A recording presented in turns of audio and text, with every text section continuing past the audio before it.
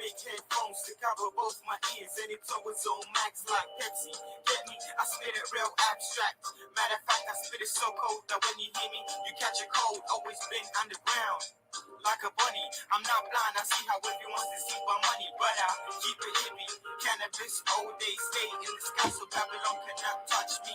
And so you ask me why I choose this path, but if you saw the world through my eyes, you'd probably laugh at how unconscious the masses of the youth really are. Blinded by money, drugs, sex, and cars. Everybody wants to be a superstar. Spend their whole life on camera and forget who they really are.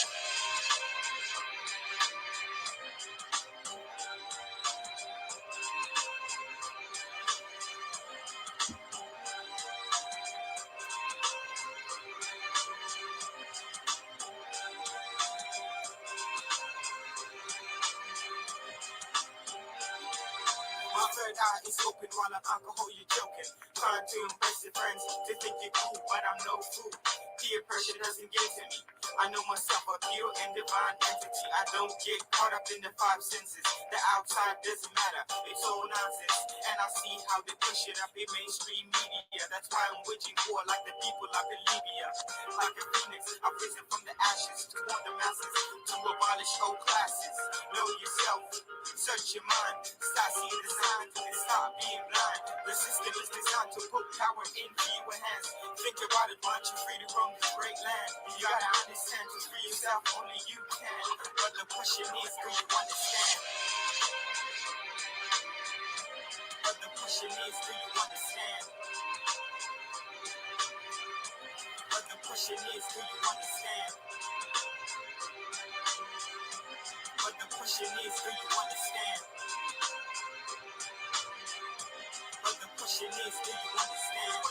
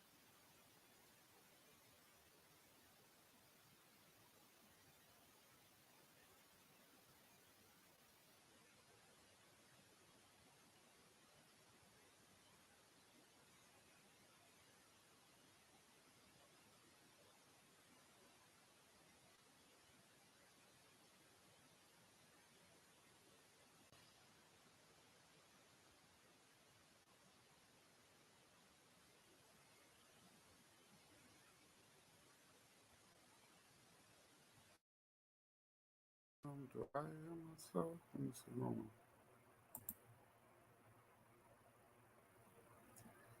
on. I don't think I can hear myself. Let me see. Hold on. 1 2 1 2. Okay, I'm good. Okay, good, good, good. Okay, we good. We cooking. Okay, Hotep, Hotep. It's your brother, Guy Hollywood Jr. from the RBG Nation, giving you another exclusive live program. I know I haven't been on here for a minute. Cool Gamer, what's good? What's good, Cool Gamer? You know what I'm saying? Shout out to Cool Gamer in the house, always been supportive. You know what I'm saying? So,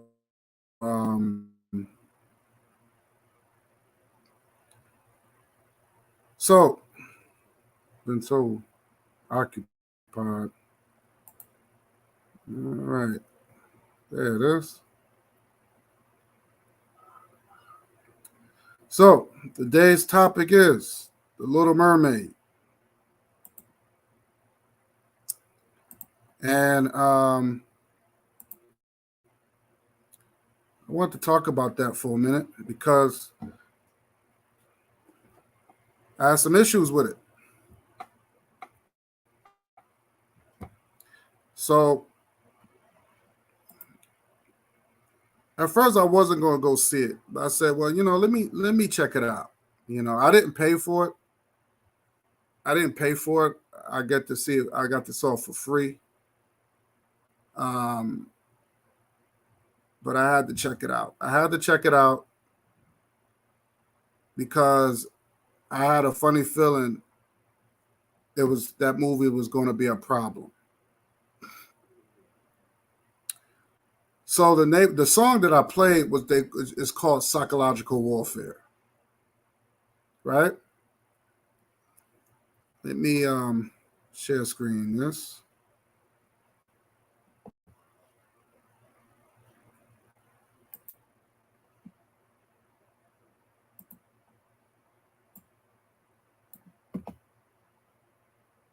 Let me share screen this real quick.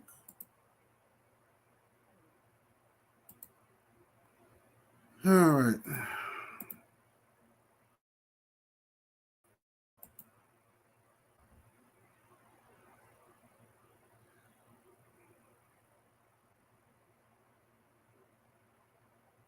So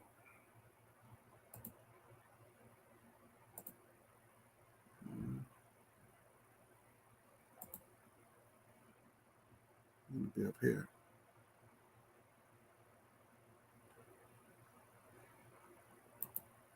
And my thing is, I don't know why my thing is not showing up.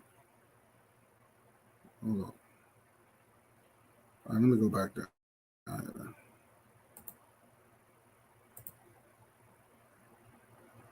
right.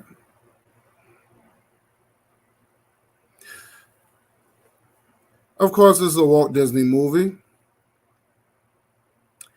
And before I even go in on the movie, I noticed the anti Pan African movement, especially the ones that I encountered in the past, they never spoke about this movie. For some apparent reason, they never had an issue about this movie. I had an issue with the movie. Now, on the other hand, there were some funny parts of the movie. I enjoyed the bird and the crab, and the little bird and the crab. They they had a little back and forth. um, then one of the good parts where the evil, I guess you could call it the evil witch, grew. Just like the animated, she grew huge in the ocean, and it looked realistic. I mean, the 3D version looked really good. I give them that. But what I didn't understand, this movie looked kind of slavish to me. It looked real slavish to me. I don't like movies like that. Okay, I don't like movies like that, and I have to explain why.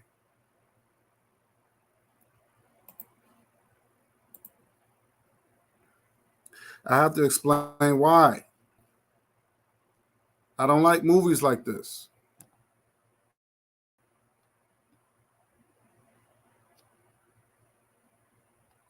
First of all, for one thing,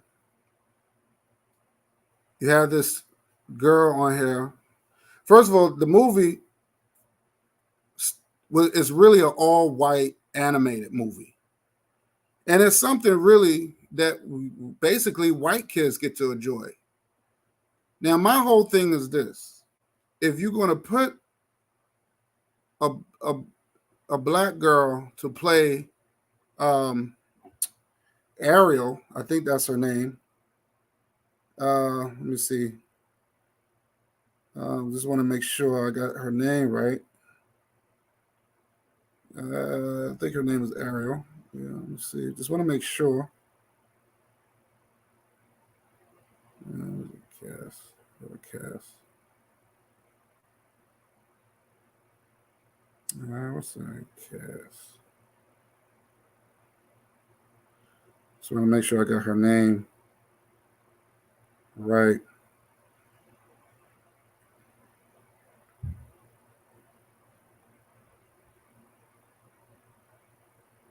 Uh, yes, her name is Holly. The girl who played Ariel is Holly Berry, right? Um,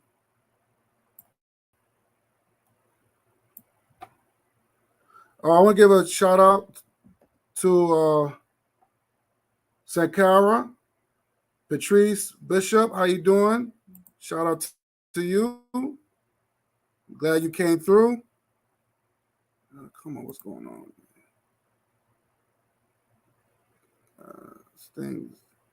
Something's wrong with my internet. What's going on here?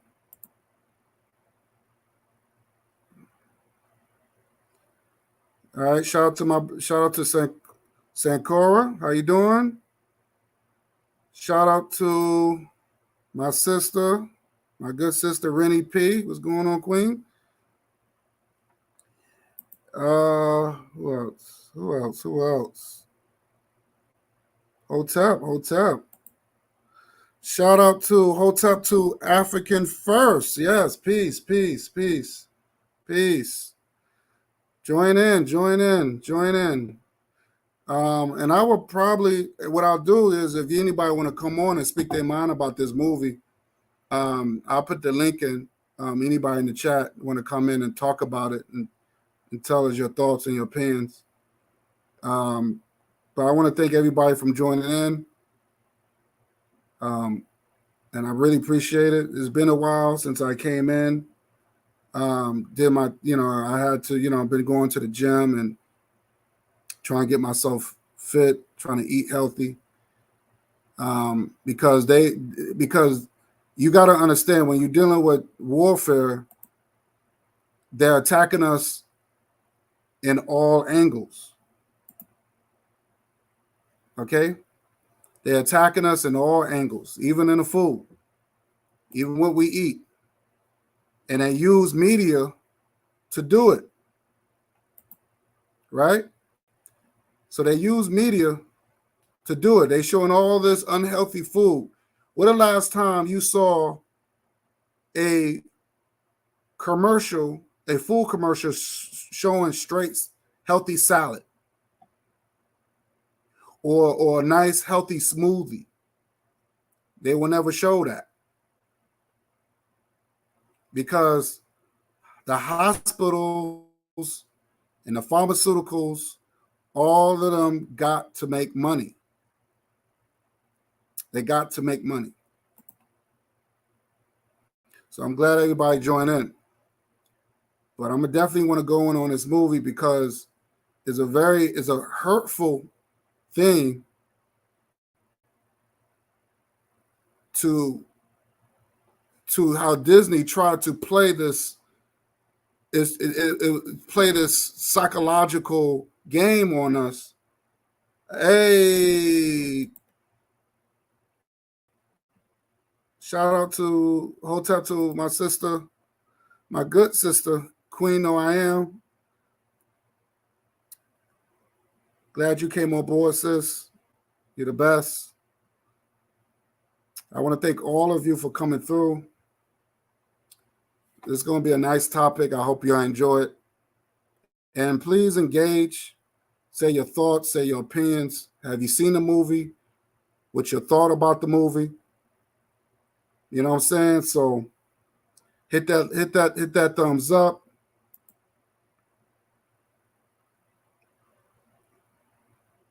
You know what I'm saying?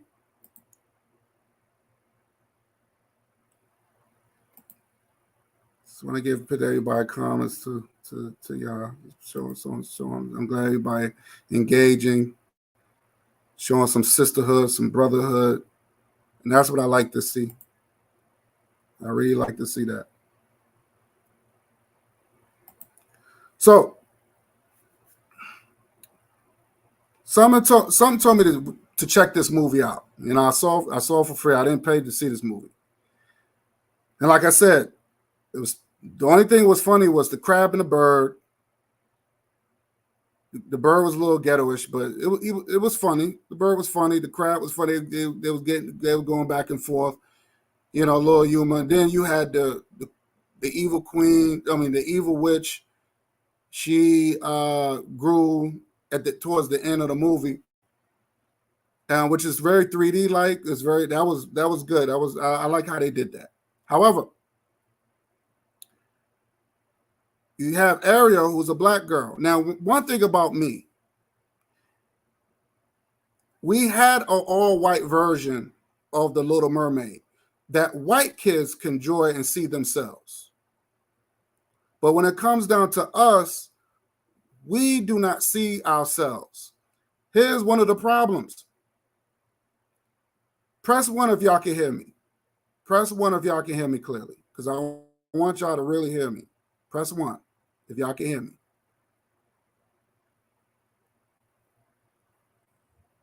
I think y'all can hear me. Okay, perfect. Here's the problem. They left out the black man. There was no black men.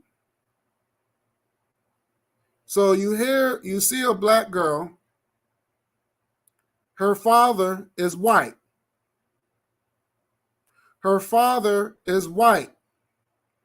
And then you see one, and it seemed like to me he had all these girls, all these daughters from different races, right?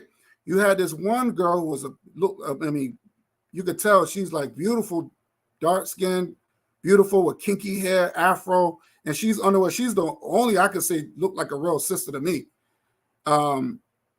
But you don't see her that much. And one thing I did like about they gave her they didn't give her no European name. Her name was I think her name was Keisha or something like that. Wasn't no Europeanish name or nothing like that. But you don't see her that much. But Ariel's father is white. Now, my whole thing is this. Our people need to see ourselves. If you're going to make it black, make it all African. And matter of fact, what I don't like about it is it's the same thing as the animated. The storyline, there's no uniqueness with the storyline. It's the same storyline. You might as well just watch the animated. It's the same storyline. See, if we had an African writer to call it if we had people like Spike Lee to do it, Spike Lee would have made Little Mermaid all black, where she had a black father. Her siblings would have been black. The guy that she fell in love with would have been black. His people, his side would have been all black. It would have been like the Black Panther, like the comic book. It would be like the movie The Black Panther, all black. And the storyline would have been different, but still been off the hook. So that's the only thing I didn't like it. Her father was white. He was white. So then you can look at the picture, try to make it a little slavish, where she's been taken off from this white dude that she fell in love with. And the only reason why she liked the white guy, because she overheard him, because they both have this thing where they was tired of being isolated in the house. They want to be away. They want to get away. They want to explore the world. And he ended up saying the same thing. And that's how she fell in love with this guy. And let me see. Let me see. Okay. A second. I messed up here. So as you can see here, it was a shipwreck. And she found him she saved him. She saved this white guy. And that's when she started like hover over him and singing and all that other stuff. And now you see them, they holding hands or whatever. Now, he has a black mother, but he claims that he was found. So the black mother took him in. She's like the queen. And he has this black mother adopted him. How come she couldn't adopt? How come they could adopted a black child? Give me 1 second. Hold on.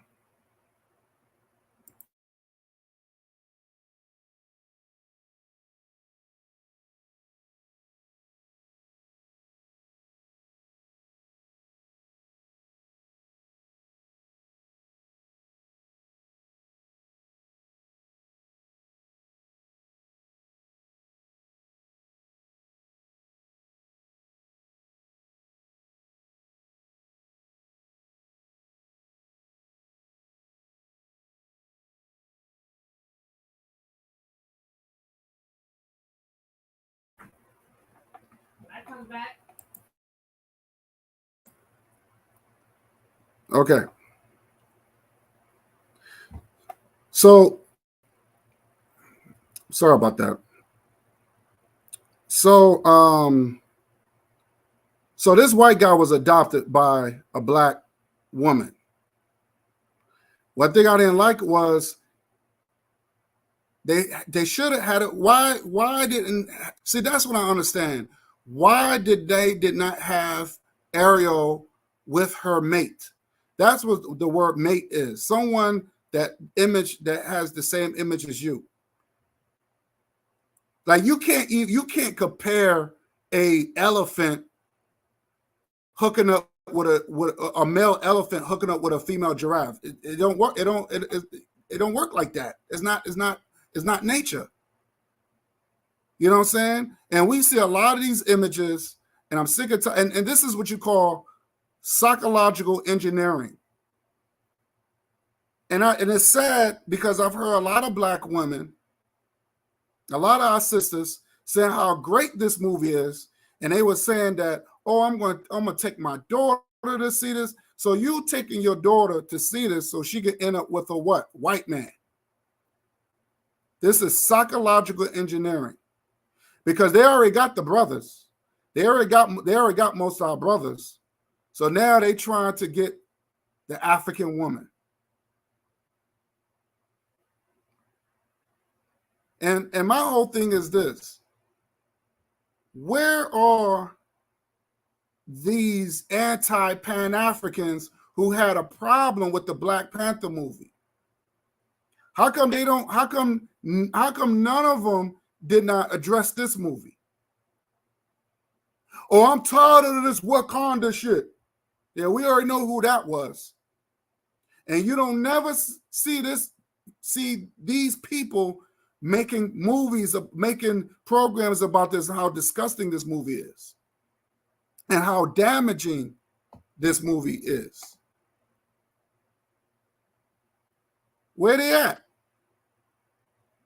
And my whole thing is, why would you, and I would tell my brothers and sisters, why would you even want to even be connected to those people, these frauds and these hypocrites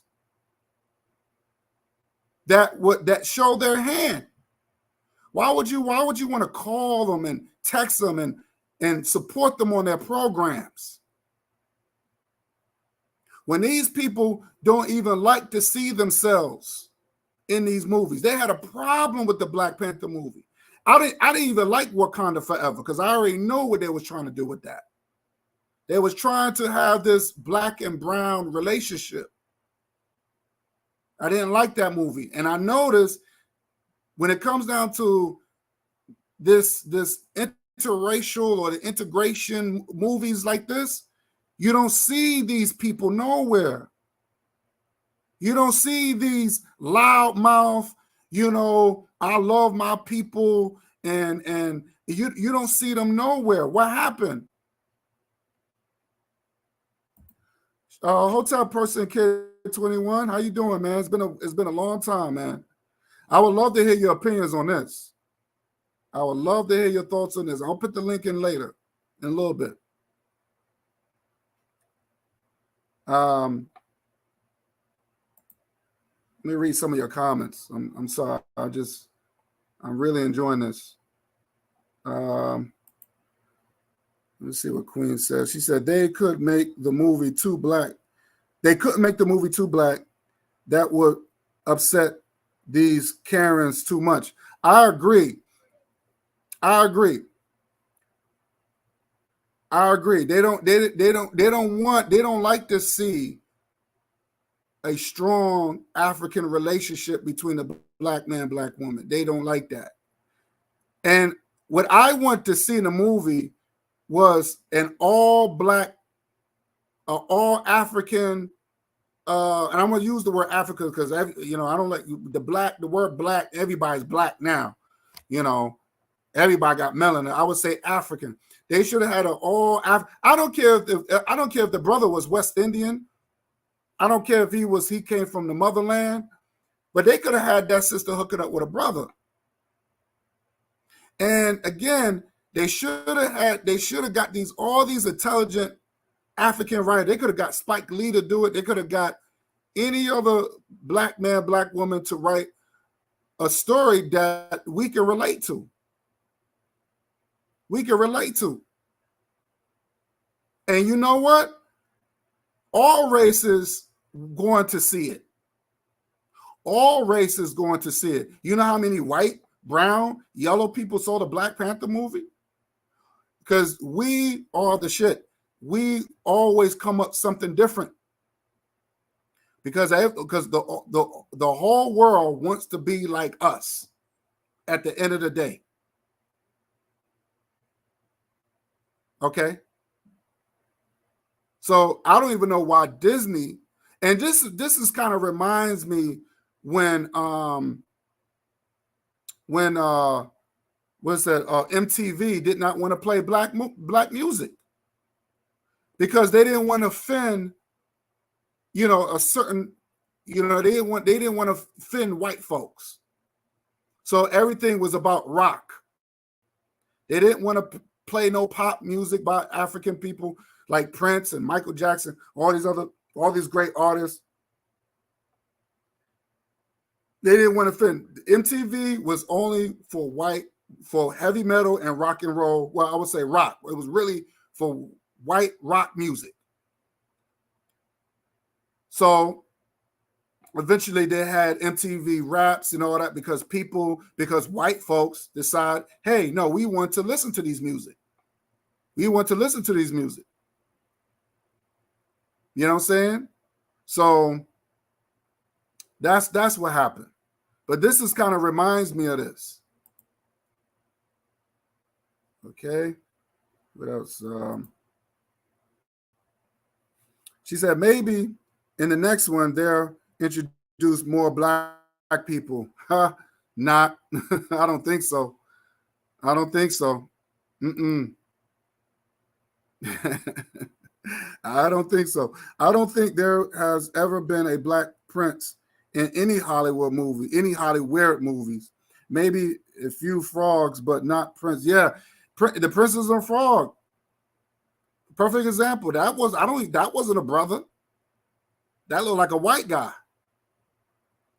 But see how they're teaching our daughters, they're training our little girls. I would advise if you have a little girl, do not see this movie.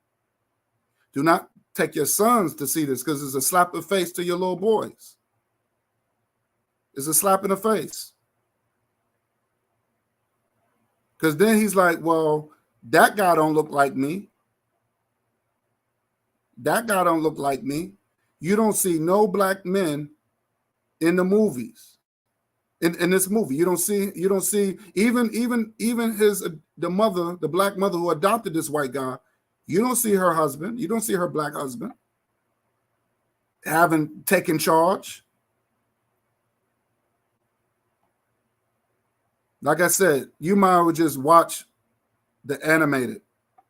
Queen said they stay pushing swirly agenda through the black woman with white men mostly. Yeah, yeah. This is the psychological engineering. Psychological engineering. This is what they're doing. This has been going on. Of course, I've seen a lot of movies like this.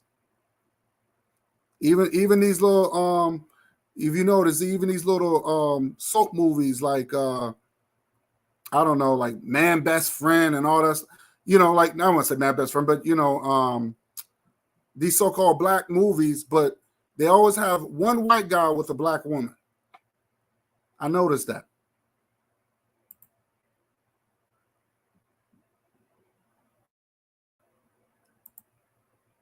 And let me see. So I'm just reading your comments real quick.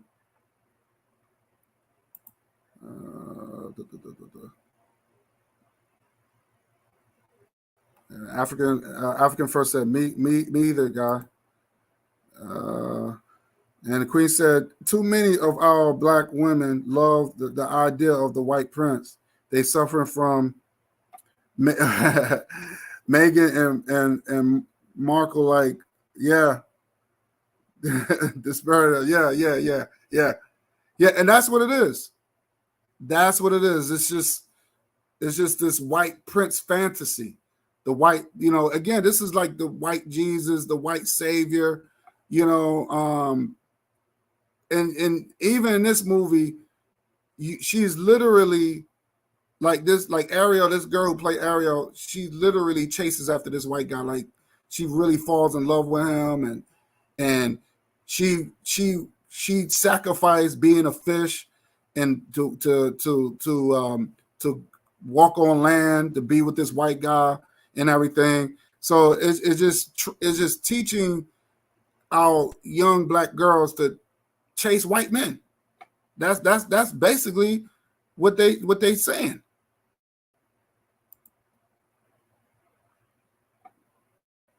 And what's that? Oh, shout out to Sister Raw. How you doing, Hotep sister? Shout out to you. I ain't seen you in a minute.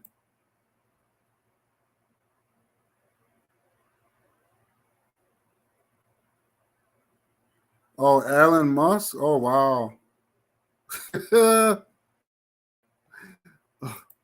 Wow, unbelievable.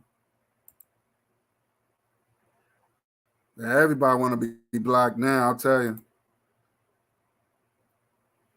But the movie is the same. There's no unique. It's the same. It's the same thing in the animated.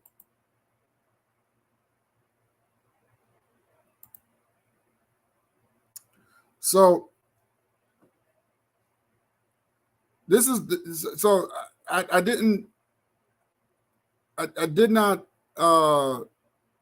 I was really disappointed. I was really disappointed where that the brothers was left out. There was no African. There was no African brother who was a prince. No king. You don't see him with his woman. You don't. They leave the black man out, and sisters should have a problem with that. But I've heard sisters in the streets say, "Oh, I took my daughter to see it. This was a good movie. I loved the girl's voice and da da da da and this and that." And I'm like, damn, like our people are really messed up. They are really messed up. Even Ariel the mermaid looks, yeah, I was thinking that too. Like I said before, there's only one real looking sister in the movie, in this movie, and she was supposed to be one of the this white man who was the king of who was the father of Ariel, but he had all these different daughters from different looked like from different races, looking sister in there, and she looked it good. She looked it really beautiful. She had her afro in the water and everything. So, um, so yeah, she does look mixed. She does look mixed, but still, I just figured I wish. And what she said, the only time they will represent a 100% black woman is in the slave movies. Yes, yep, that's true.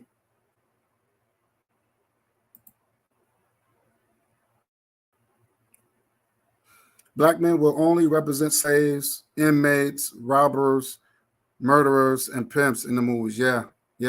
But see, that falls on us because we have to really have some dignity in ourselves to turn these roles down. We have to learn to turn these roles down. And even though this, I don't know, this girl who played Ariel, I mean, she could have said something. She could have said, I prefer a black man. Put a brother in there. No, you know. And if they didn't like it, she should have had some dignity because she could have said, "Look, I'm representing our youth." But see, you couldn't do this with white women. You could not make a movie like this and have a white woman fall in love with a black man in these Disney movies. You won't never do that. They will never have that. And vice versa. They will never have that. Because one thing about other races of people and other races too, whether there's a red person, yellow person, you're not going to have that. They're going to say something. They're going to speak up. They're going to be like, no, if I'm Asian, my mate has to be Asian. If I'm Indian, my mate has to be Indian. If I'm European, my mate has to be European. Because you got these people, you got white people, yellow people, red people, brown people. They believe in what they call race loyalty. Race loyalty. We don't have loyalty. We want to.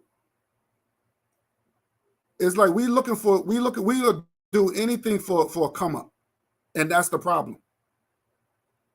That's the problem. Now I'm gonna be honest with you. It looked, like I said, it just looked very, and this is the psychological thing where it looks like you're watching Roots. It looks like you're watching, let me see if I got more pictures up here. You see what I'm saying? It just didn't look right. And you look at the background. What do you see in the background here? What do you see in the background? What's that? What's that, everybody? That's cotton. They're in a cotton field. Those are not flowers. This is very race. This is beyond disgusting. This is beyond disrespect. And our people should be Our people should be disappointed. Look, we have to have that African pride in ourselves, man. This is way disrespectful. And black people think this is a good movie. What are they trying to tell you? What are they trying to tell you?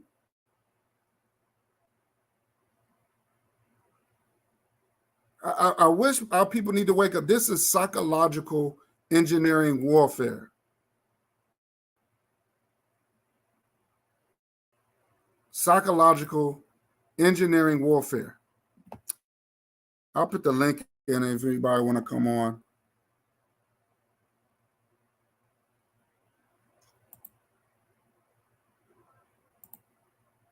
Let me see if I can put the link in. Okay, here we go.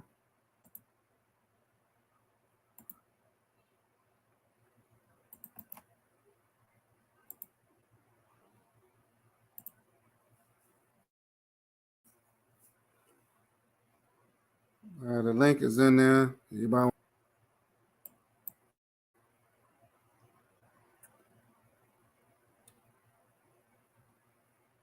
Yeah. So this is very disgusting. This is very disrespectful. What else? Let me see. Hold on. I'm missing something here. Oh, thanks, Queen. Yeah, that's cotton. That's cotton. This is a slap in the face. It's a slap in the face. This is how they think of us. And I wish Black people in these movies should speak up and say, no, you're not going to disrespect us like that. You could not do that to no white people. I don't care if he's Jewish. I don't care if he's Christian. I don't care if he's a Muslim. I don't care what his religious background is. You're not going to it's about cultural pride. Cultural pride. This is the reason why it was so disrespectful. Black people should be disgusted. They should ban this movie. Okay, I got MG2. Okay, he's trying to come on. What's up, my brother? Hey, what's up there, brother guy? Can you hear me? I can hear you. You hear me? Yes, I hear you fine. I wanted to say peace to the family. Hotep, as always, you put me in warrior mood. I really dig what you're saying. I'll give you guys some context in terms of Disney, and I'm coming from a different perspective. A lot of folks might not like it, but it is what it is. And I've seen this kind of party happening, for decades, going probably on 60 years now. So it's no surprise. I'm glad you brought up the thing about MTV, because in the last probably maybe month and a half, I've been telling folks about how MTV, because I remember, I've been in the music biz for over 50 years. And I've worked on MTV. I've done shows for Arsenio, Jay Leno, you name it.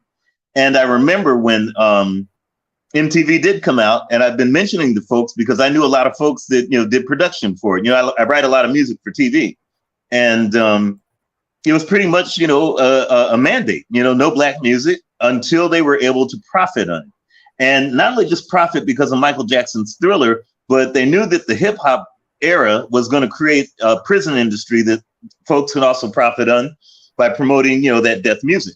But it is what it is. That's that's old news, but unfortunately it's old news we're subjected to right now. But it's not just that. If you look in context in terms of a lot of the movies, if you look at all these things in aggregate, brother guy, it's not just one movie. It's not just it's an actual I always say events make patterns, patterns create the environment, and the environment becomes your way of life. These little movies might be an event, but they create an environment. And basically you see the little patterns here, little patterns there. And I'll get to what I mean by the patterns. But it'll create an environment to where all of a sudden we've amalgamated into something that unfortunately into something that has nothing and should have nothing to do with us. And that's the Western so-called culture. Here's what I mean. A lot of you guys probably don't know, but if you see the amount of movies, for lack of a better term, that are coming out, now I always like to see what's coming out, not only just what's out now, but what's coming out, because it always foreshadows what I call that environment. Remember, little events make the pattern. A lot of folks don't know. You've got what? Let's see what movies are out. You've got Haunted Museum, which I think is out now. You've got this one about it's a swirling movie called Missing. You got The Strays. You got We Have a Ghost. You have the clone Tyrone. You have something else that they're really trying to push that's really even more detrimental, and they put an African spin around it. In other words, trying to bring the roots into nowadays into this other thing, and it's this disaster called The Color Purple. And that's something they're promoting like crazy. And if you look at and connect the dots and you start looking at these little events, what they're doing as a social engineering tool is no different than what you see online on social media called gender wars. It's create disruption within the African family. Then once you make them hate each other, then you make them love us. And you see that especially in these so-called gender wars. If you see, again, and this aspect, they're going in reverse. You put out these swirling movies, because I watch a lot of movies, and I like to see where the social engineering is. 67% of the movies that I've watched, and I watch a lot, if it has to do with us, Black folks, Africans, within the first half hour, you'll get swirling. You'll know it right away. There's a lot of them. I could tell you, I have to turn them off. It's gotten to the point, brother guy, where I fast forward the movie all the way to the end to see what's going to happen. And this is what, and I've done that. I probably had like 15 movies in June that I watched.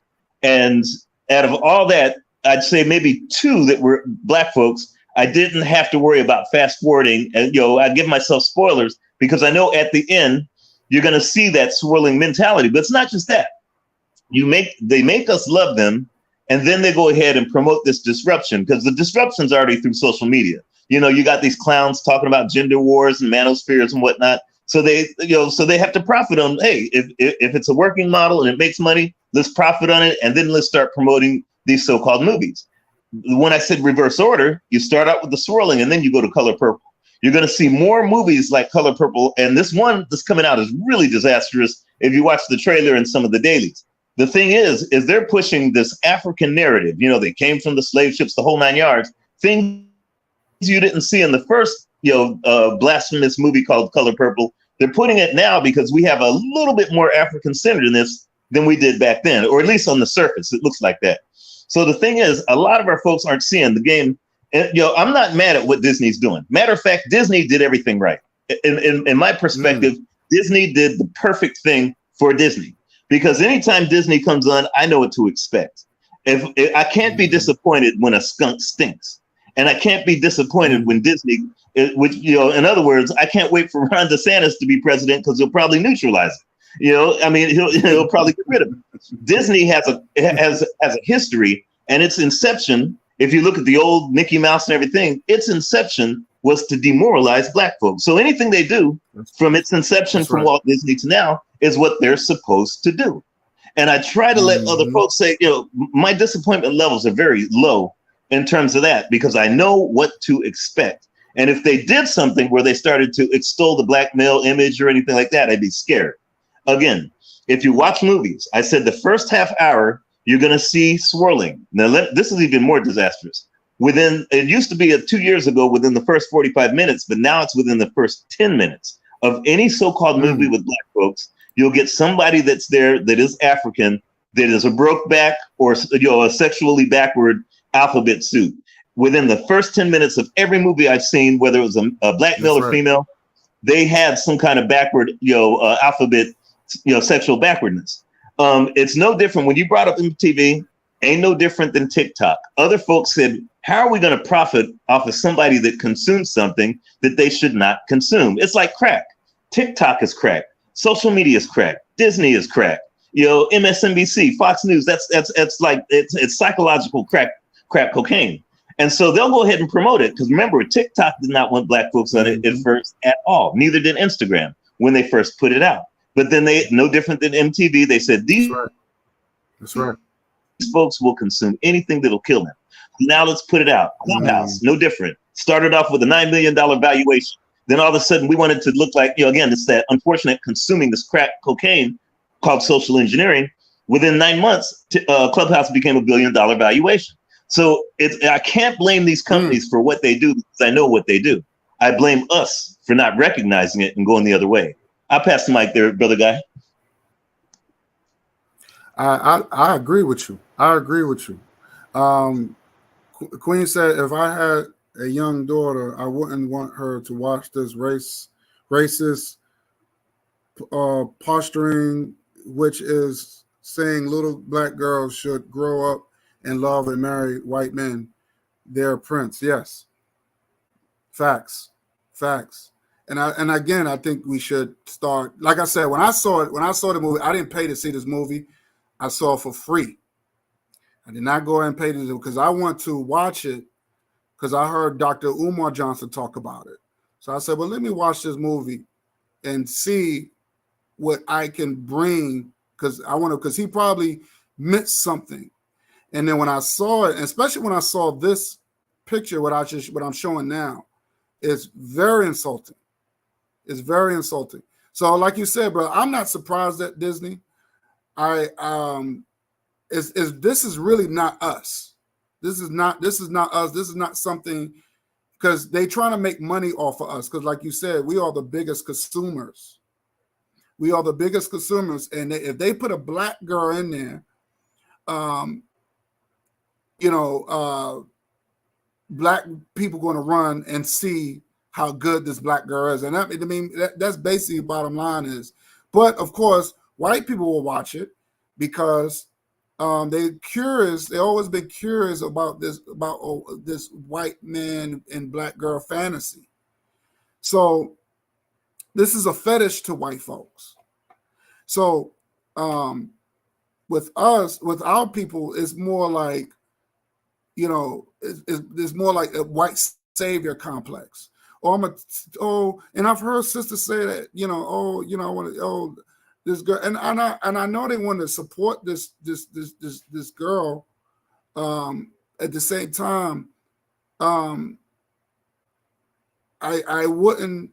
Like I said, you're helping this psychological engineering, which is damaging our people when you do that. You see what I'm saying? So I just feel like this is a very dangerous weapon. The psychological, warfare is a most dangerous weapon. I'd rather be shot than be programmed, because that's a lifetime of slavery. And like they say, if they can't get you from the body, they get you in the mind. They couldn't hold us. They couldn't hold us for bondage for too long. So what do? You get them in a mind. And this is what you're seeing now. You see a lot of this mixing or whatever. Like I said, you don't see no black men in this movie. You don't see the black man having no leadership role. And that's a problem. So again, they already got the brothers. They already got us. They already, look at these athletes. Look at these these actors. These black men that's married white women. And now they saying because the sisters ain't doing it too much, so they want to get more black women to get with white men. After all the stuff that we went through, you would think black people would say, hey, no, we not about that. No, y'all did too much shit to us so for us to get with y'all.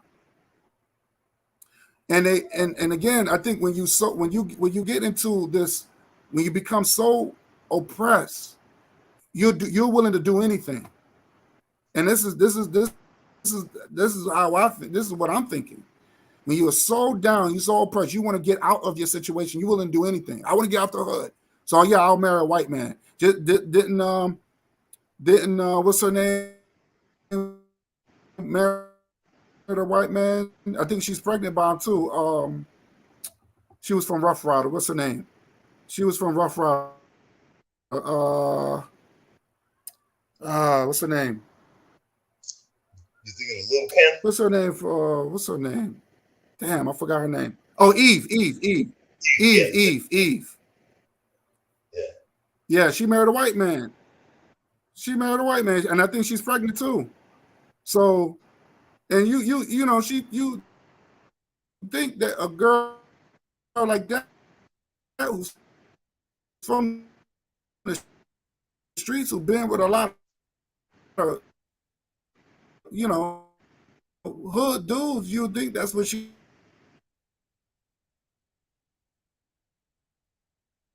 You're absolutely right. Disney is doing what they're supposed to do. It's up to us to reject it. I'm It's up glad you to brought that up, them. brother. Thank you, John. Go ahead, brother. Yeah, you had brought something else other where you were talking about race loyalty, and that is a two-way street. Here's Go what I ahead, mean. MG. You got it. Oh, can you hear me? Can you hear me? Oh, yeah, brother guy. Yeah, I'm here.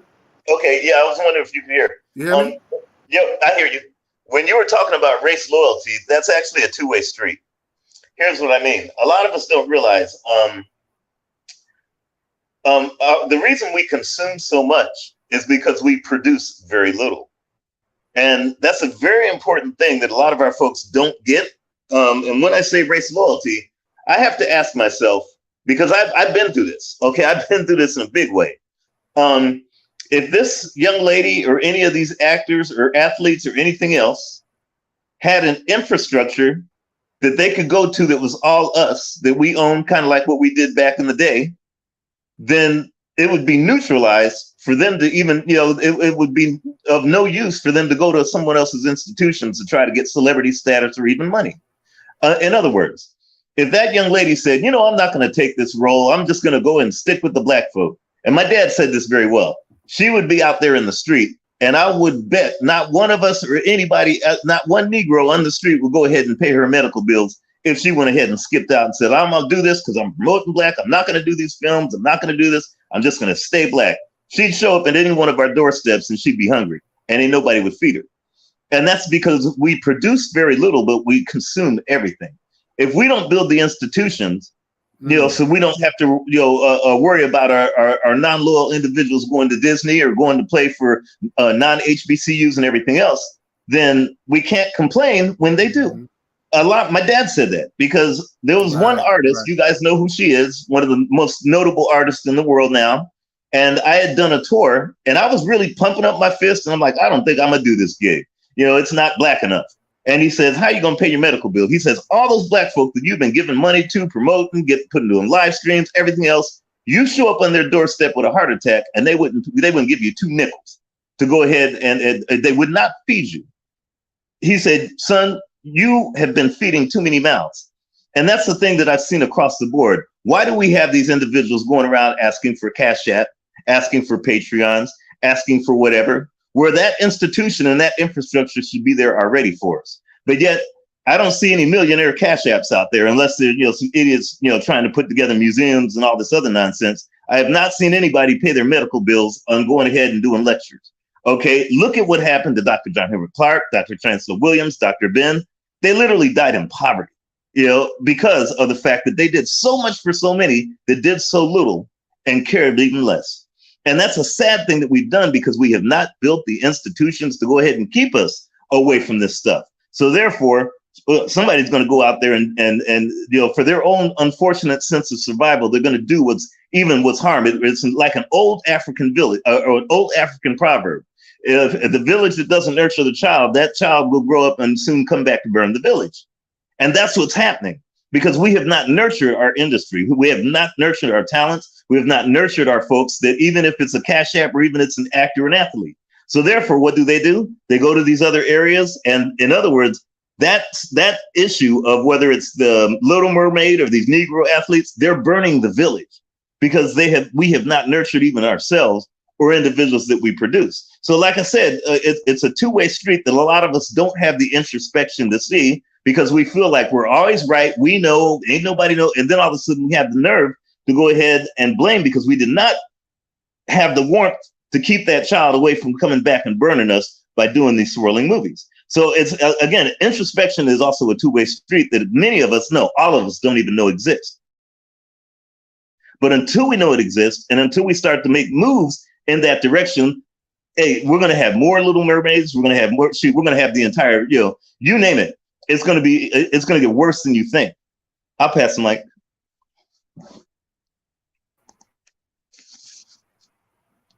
Yeah, I agree. I agree. I think it's definitely going to get worse. But like I said, at the end of the day, it does fall on us.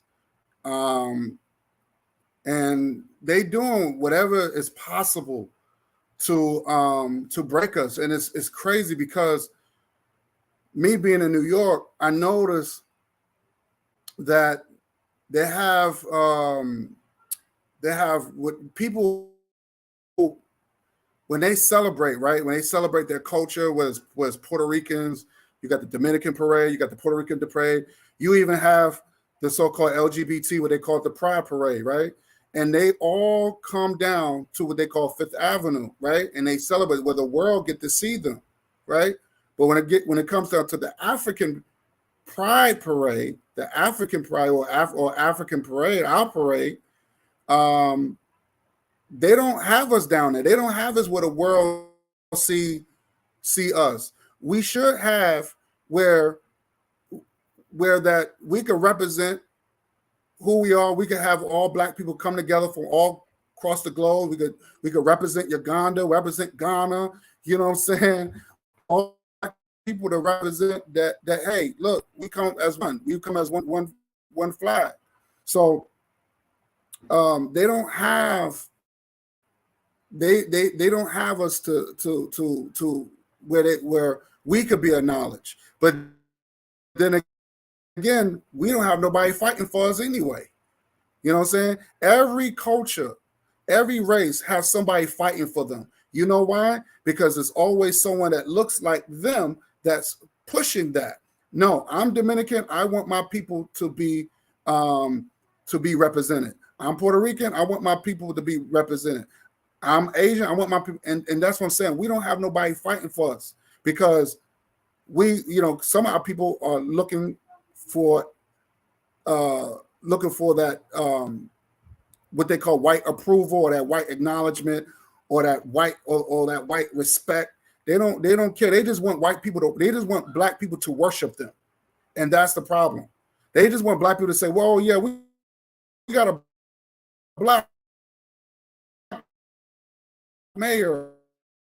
Yeah, we got and that's all it is." But they don't care if that black mayor, and that's the problem. They don't care. It's all about symbolism.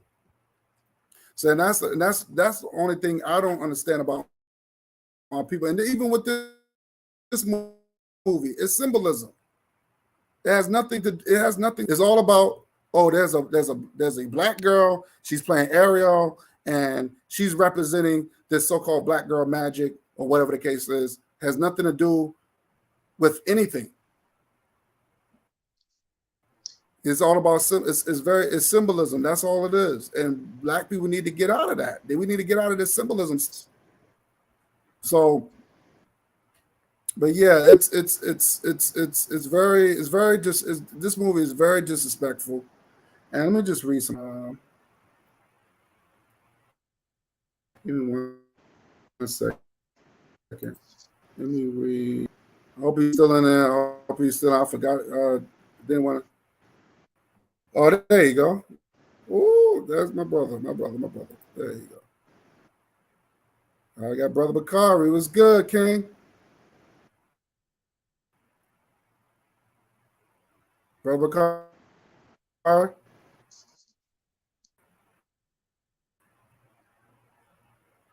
Oh, there you go. My phone sucks. Brother Bakari? Hello? Brother Bakari, you hear me? Okay. Probably. Well, let me read some of his comments real quick. Okay, he's gone. He's come back in. He said their village turned into a hood, and not in a good way. Let's see. Okay. And Sakara said there is not enough benefit or incentive for black people to not coon. Oh yeah. Yeah. It's sad to say, but unfortunately, if you're not cooning, you're not gonna go nowhere. And that's how they got us. And to me, We got each other. That's the bottom line. We got each other. We got money. We got connections somehow. We look. I don't know. I don't know. They I don't know. They just don't make any sense to me. Sister Ross said one of the idea was to with Dr. John Henry Clark taking care of him until these passed, until the spiritual realm. One of the children was with Dr. Clark. We care, yeah. That's okay. Yep. They're coming at us mostly through our women. Facts. Pairing us with white men. Our men, they are feminizing. That's true. Through this masculation. That's true. That's true. That is so true. Blackface with white mindset. Yep. Let me see what Brother Bakari said. Having technical difficulties, I'm trying to come back in. Okay, cool. Yeah, so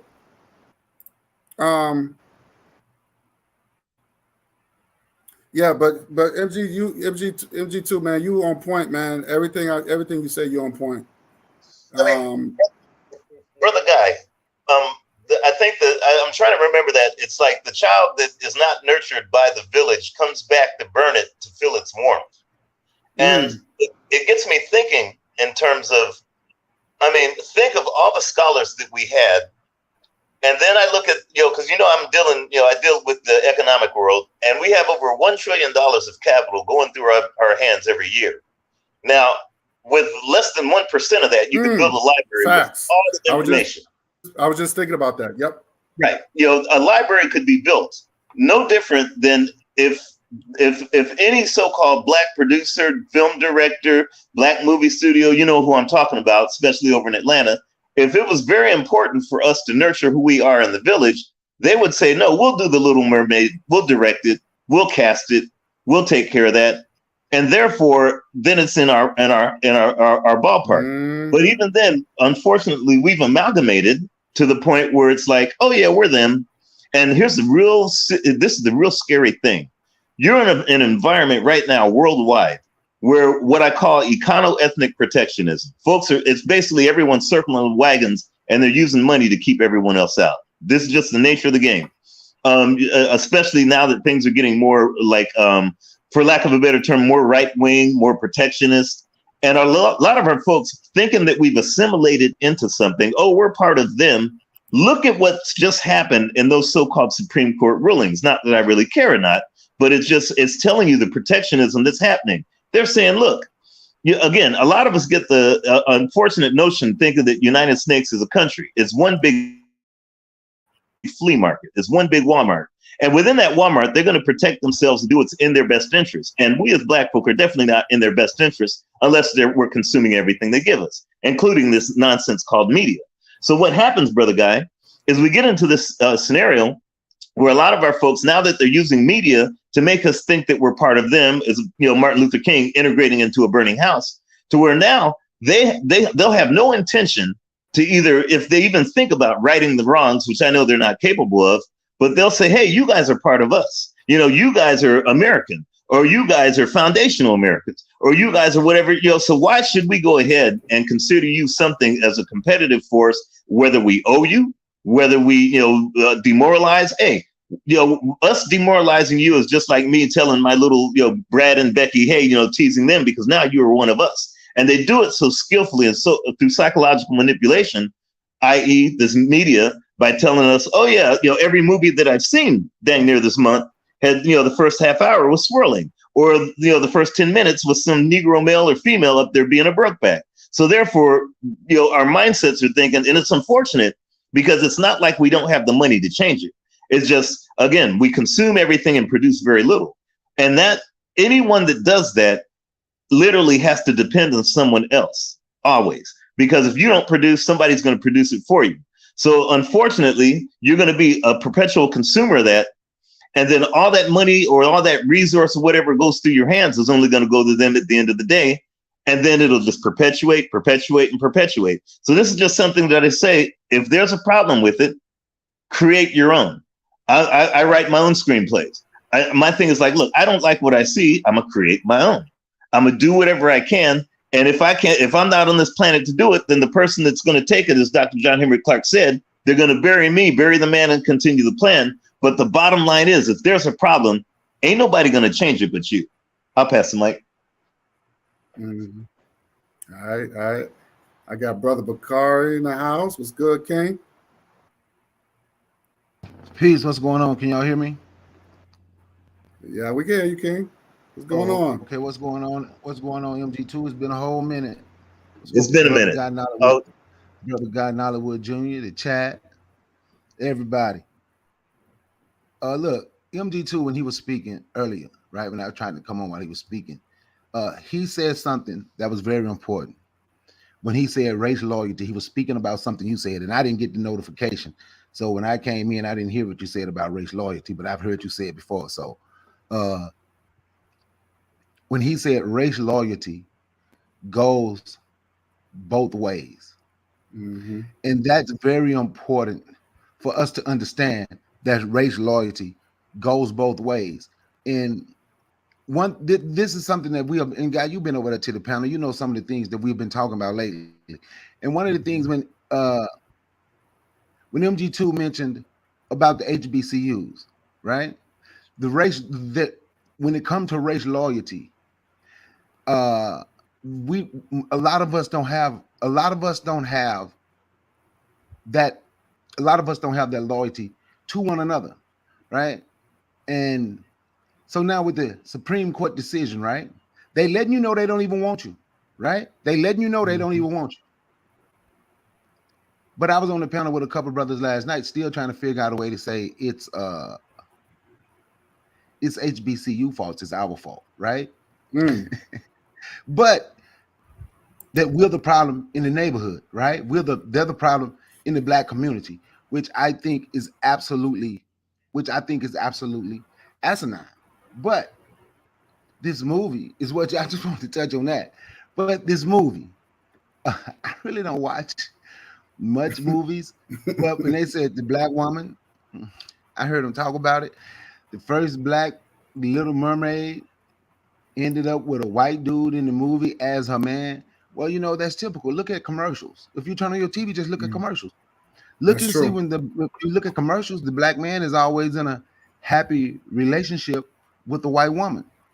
That's true. The Black woman is in a happy relationship with anybody except a Black man. When you turn on the TV, they are constantly pushing it in our face. But now we have so many people who have said, and MG2 mentioned some great scholars. He said, Dr. John Henry Clarke, look how he passed. Dr. Ben, look how he passed. But now you got so many people today that will say, oh, they ain't here, just forget about them, what they did was wrong. So now you got so many people. One of our main goals, and people don't understand, social media has a great influence. So now the thing for Black people want to do, they want to prove race is not real. So that's one of the things they want to prove now. So with what they're teaching, and race is not real, the only thing, don't just look at somebody because of the color of their skin. So when you got these people pushing this, these are Black people on YouTube with big channels. So now, since social media is so big, this is okay. This is okay. This is okay to a lot of our people because they are following these fake scientists who, and I'm not knocking anybody because you can be self-taught, but these fake scientists who's trying to spin a narrative like all people are the same. Everybody is the same. Race don't make sense. Everybody is African. So the point that I'm making is with that mindset and it being pushed out here across social media, then you got corny Cornel West that's running for president that pushed the same thing. And we got all our people who would get up and I was on a Facebook thing, this was a while back, said Jane Elliott is the white female version of Malcolm X. So oh my God. Oh my God. So this is okay to a lot of our people because race is just a social construct. So we want to get rid of the social construct called race. But I tell them the language we speak is a social construct. The That's right. money we use is a social construct. Our culture is a social construct. So why are we only wanting to fight to get rid of race? It's in 2023. In 2023, the 21st century, these people still have us, the majority of us, in a position where we have to prove we are good enough to be around them. And that's a major problem. Prove you're good enough to be around them. It's time for us to prove to ourselves that we respect one another enough where we can live around one another and where we can build together wherever we are. Right. Why aren't we working toward that? Keep your money in your pocket. Boycott those stores. Whenever we talk about doing something to somebody else, we have excuses. So I didn't go to no movie. I don't know. I think I heard you say you saw this movie for free, but they are going to keep pushing it. And the majority of black people, and one of my brothers told me this a while back, and it was something I just didn't want to accept. Black people is not concerned about being black anymore. Black people, most black people that's laughing at Herschel Walker, they are just like Herschel Walker. They are not black. They are not African American. They are just American. And on that, I get the mic.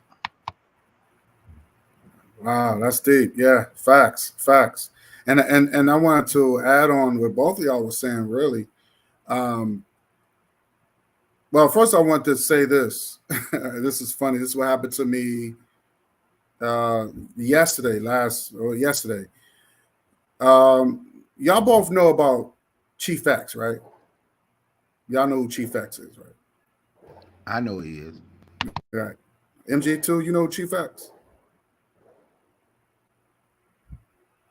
I don't.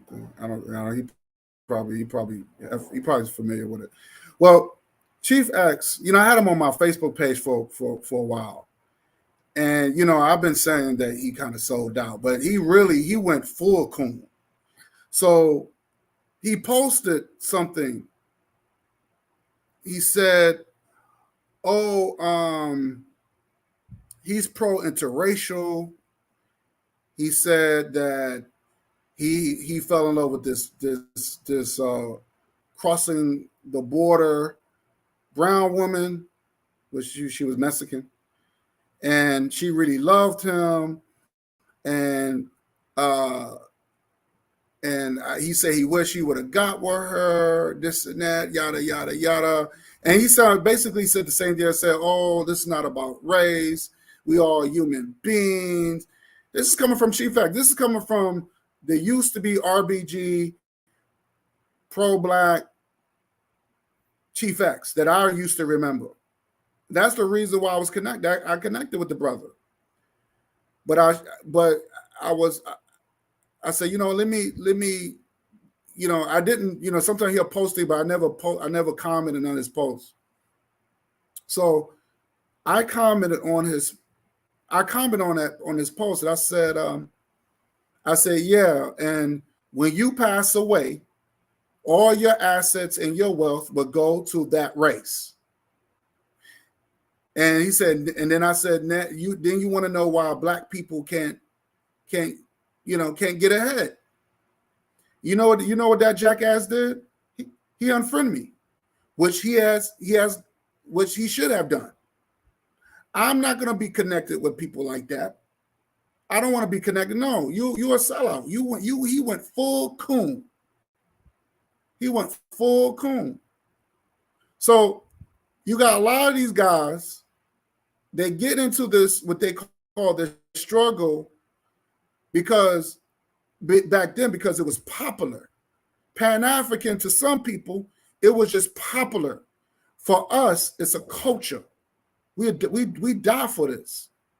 But you got a lot of these full coon Negroes, and I could mention some names, but they now they say, oh, it's not about race. This is about, oh, we all human beings, you know, and da da da da. And I'm like, oh, we all bleed the same. That's another shit that I keep hearing a lot too. Oh, we bleed the same and all this other stuff. But what all these Karens, all this stuff that's happening to us, they just ignore that. They ignore what I played last time with a white man said he specifically wanted to kill black people. He was literally, and they end up catching him before he ended up doing something. You remember that, Brother Bakari? I played that. Say it again. It was a white man that. Remember you asked, maybe on my last live, remember I played it. I don't know if that's you or me, man. I'm having technical difficulties. Say it again. You said something about somebody who said they want to kill black people. Yeah, remember the white man said he was going out to kill black people, and I played it. Yeah, and you was like, yo, and then you comment, you said, what town was this?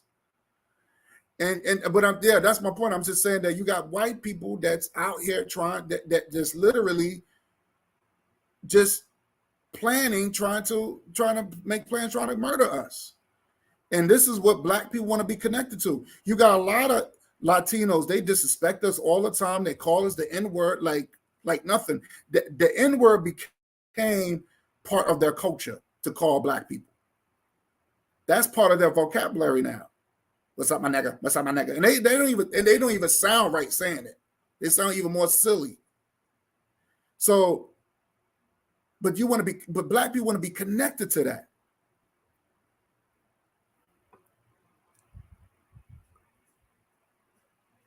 Am I breaking up, Brother Bakari?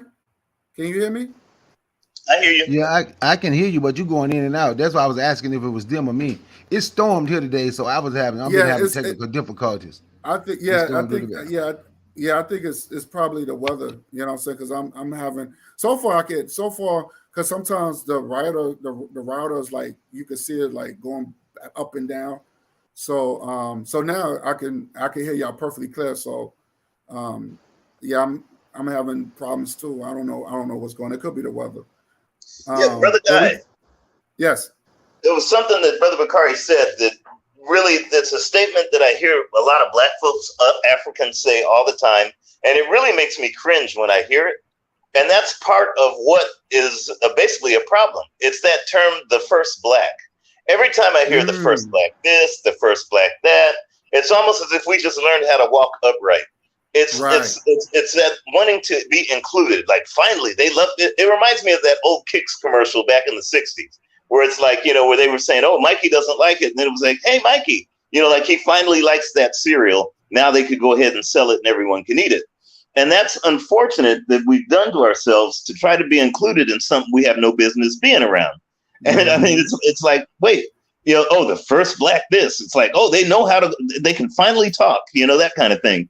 And it goes, again, it's part and parcel of why a lot of individuals will gravitate toward what they want, whether it's celebrity, whether it's, acknowledgement, whether it's recognition, whatever it is, they'll gravitate whatever that thing that pacifies that vacuum within them that they call, there's something that's missing.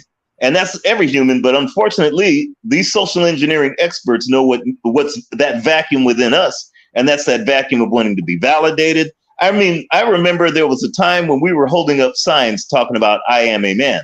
Clearly, if you have to stand up when you take a pee, that's already been answered. Okay, you don't have to use a sign walking around the street saying that that's who you are. So the thing is unfortunately, they've taken that model and they've actually perfected it in a nowadays form where now they're attacking the future generation. Because again, you attack the mother, you attack the future.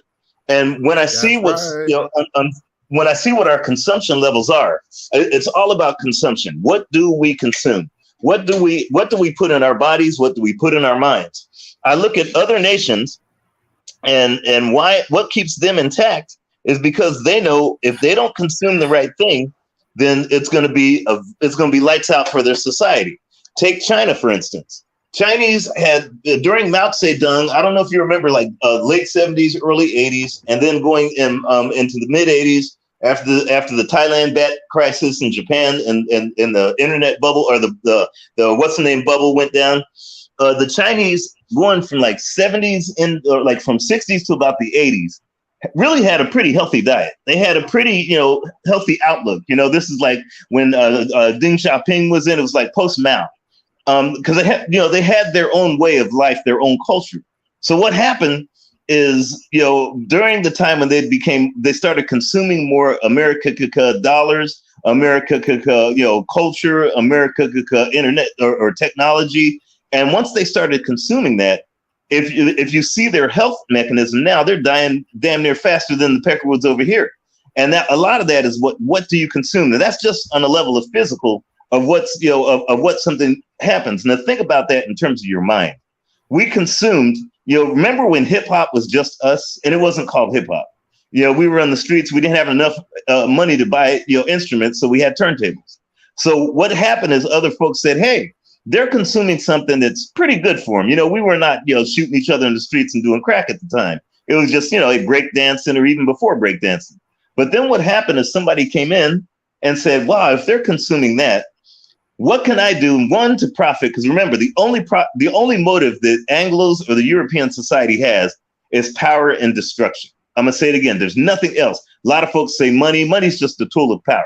Power and destruction is what runs the European, the Anglo, pretty much culture, which is that, and culture is nothing more than a device mechanism that you hand down through generations for survival. Culture, that's all it is. You're teaching somebody into the next, and to the next, and to the next, and that's what designates the culture. So European culture is power and destruction. That's all they do. And so what happened is somebody came up and they saw these brothers up there rapping and breakdancing and having fun in the streets. And that individual says, how can I use that to maintain my power? And how can I use that to destroy it? And therefore, of course, you have, individuals, even before the Rick Rubins that came in and started. I mean, you could even go back to Atlantic Records back in the 60s, or the 70s, and how others were saying, hey, if they're doing that, we need power over that, but we need to destroy them in the process.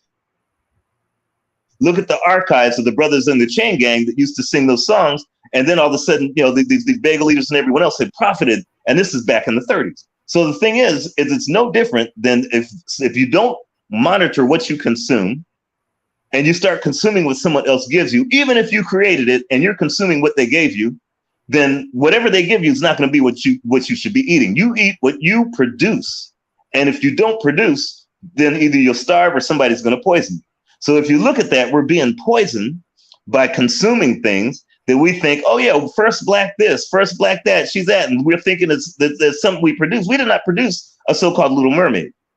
Now we're being poisoned with the same thing, no different than China being poisoned from a diet that they had when they were around to now they're all overweight and they got diabetes more than United States. So I stress to everyone, anyone listening, I stress to you, if you got a problem with something, create your own. Get out there and do your own version. If you have to film it on an iPad, on an iPod, or an iPhone, get out there and make your own movie. Write your own narrative. As Sister Raw was, I'm paraphrasing what she's been putting in the chat. Write your own narrative, because if you don't, somebody's going to write it for you, and you have no basis to complain. Just accept the poison and then just continue the death. Anyways, I'll pass the mic. I want to add something too, and this is something that Queen had put in. She said, Kobe, Mexican wife, got it all. All his wealth is in her hands. Facts. Here's the thing, and I want people to, even with this movie, I want people to really pay attention. White people do not marry down. Let me say this again. White people do not marry down. They marry up. If you look at this movie, well, I know y'all not going to be interested, but in this movie, The Little Mermaid, she comes from royalty.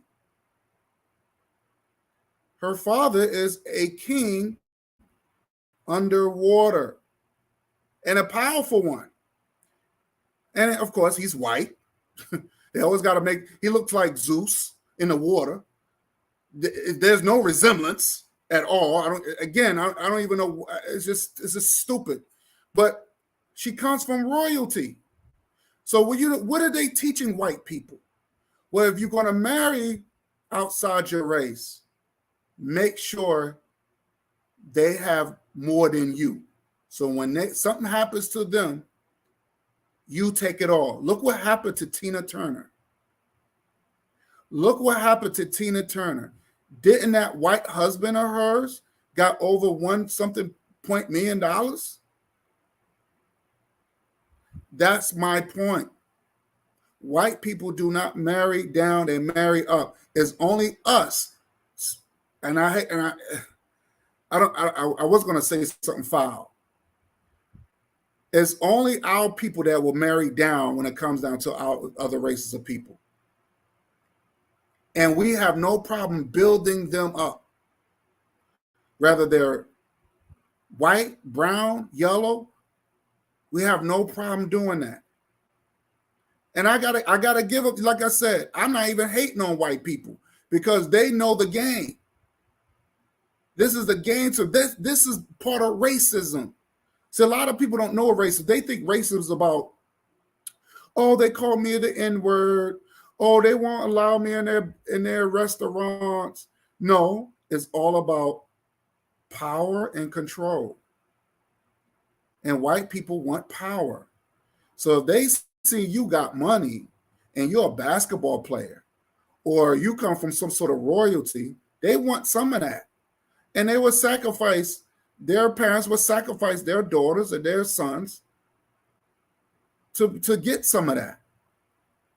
Look at OJ. Didn't OJ was paying that white, I mean, he was taking care of that Nicole's whole family. Look what Michael Jackson adopted white kids. He didn't adopt those not his kids. You mean to tell me all these kids that need a good home, you couldn't adopt no, I don't care if they come from the motherland. You couldn't adopt no black kids. You got to get the whitest kids you can find. But then they turn around and complain about black issues. This is the problem. This is the reason why there's always going to be this clash between the separatists and the integrationists. There would never be, and I want y'all to get this to your heads, there can never be no unity with integrationists. They will always fight us. And I would say they are the enemy. Marcus Garvey said we have black enemies. I'm not united with no integrationists because I know how they get down. They would kill me. I had battle integrationists even on this live stream. I had to, from the old team, I had to get rid of them. They were integrationists. So, and I mentioned how they dogged the Black Panther. I enjoyed the Black Panther. I love my brother Chadwick, and Chadwick was Pan-African. That's why the movie was so damn good. He's Pan-African. He loved his people. People need to do some homework up on that brother. And that's why he went to the Breakfast Club. I'm sorry. What's the Breakfast? Yeah, the Breakfast Club or whatever. He talked to Charlamagne. He was like, nah, go and take your African ancestry test. He was schooling them. Now, Wakanda Forever, I didn't like that movie because they were showing this integration between the blacks and the browns. I'm not with that. They showed up, even though the brown people had killed a black woman, killed our woman, and you're going to spare this enemy's life? I'm not with that. You're not going to kill my mother, but I'm going to spare your life. No. So I did not like Wakanda Forever. I wish they didn't make that movie. And plus, if Chadwick was still alive, I don't even think that movie would even been, that type of movie even would have been done. But you had integrationists that bashed that movie. When our brother Chadwick was on it, they bashed that movie. But no one, when this movie came out, Little Mermaid, they didn't say nothing. You don't hear people talking about it. And they probably said, well, I know Guy Nollywood don't like it, so we won't say nothing about it. Where they at? Where are these black integrationists that bash the black? Well, I'm assuming they fought. They fought us. They love this, just like Chief X. He went full coon. I don't respect that dude no more. So a lot of time they get into Pan-Africanism because it's popular. It's trending. And now when nothing's trending no more, they want to jump ship. Just like Tariq Nasheed. He wanted to pretend that he was Pan-African. And now he went from ADOS. Now he did his thing called FBA. Now he got this hidden museum that none of the stuff that he has in his museum is they're not really hidden. Everybody know who these people are that he putting up. So that's what I'm saying. This, like I said, this is psychological engineering warfare. They know exactly what they're doing. And even when this picture I'm showing, it's a disrespect. Because if that was a white girl on there, they wouldn't show no cotton field back in the background. And we need to spread we need to really, really boycott. Now, I'm sorry. Let me not use that word boycott. That's a poor example. We need to ban this movie. Period. We need to start speaking out. We need to start speaking out, and we need to start banning certain things. We need to start saying, we're not supporting this.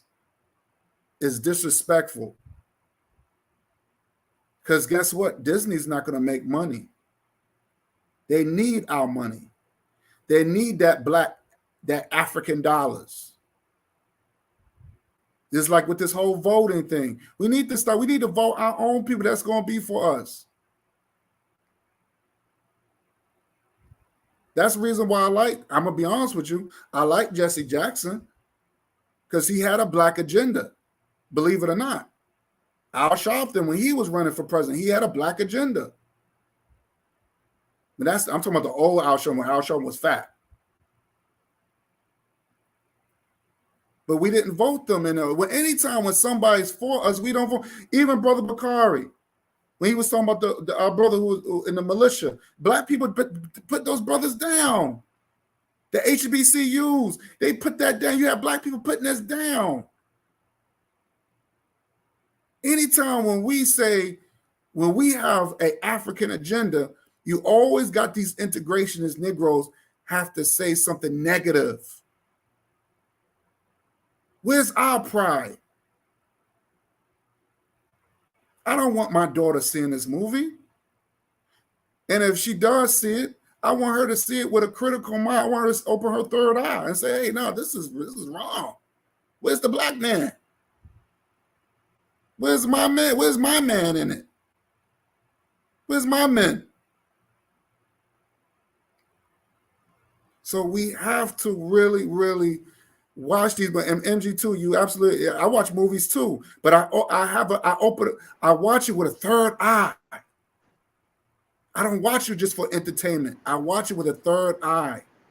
This is the reason why I could take this movie and break it down. I could break it down. So it's a lot of lust. There's no love in this movie. There's a lot of lust in this movie. Because we already know the slave master had a lustful for the slave woman. The slave master had this lust for the slave girl, the enslaved African woman.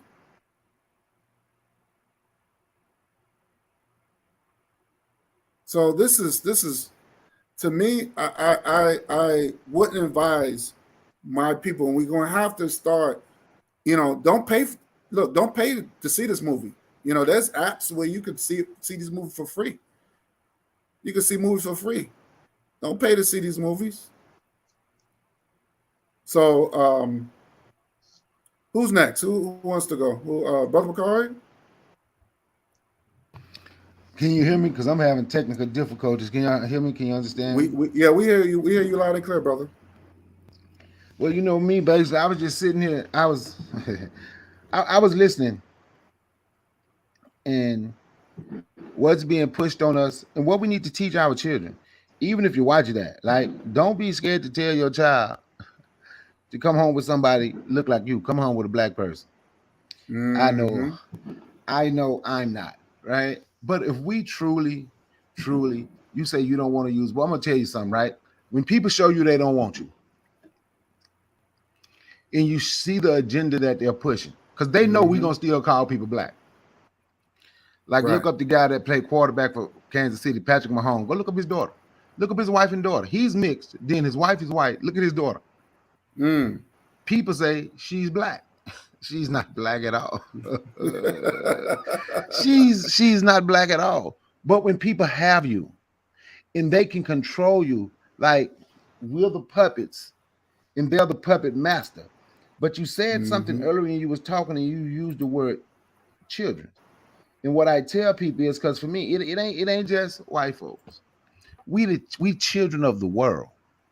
We are children to everybody. Can't nobody else. Anybody can just come up in your community, open stores, take your money, take whatever, treat your women bad, treat you bad, treat your children bad, and nothing is ever done.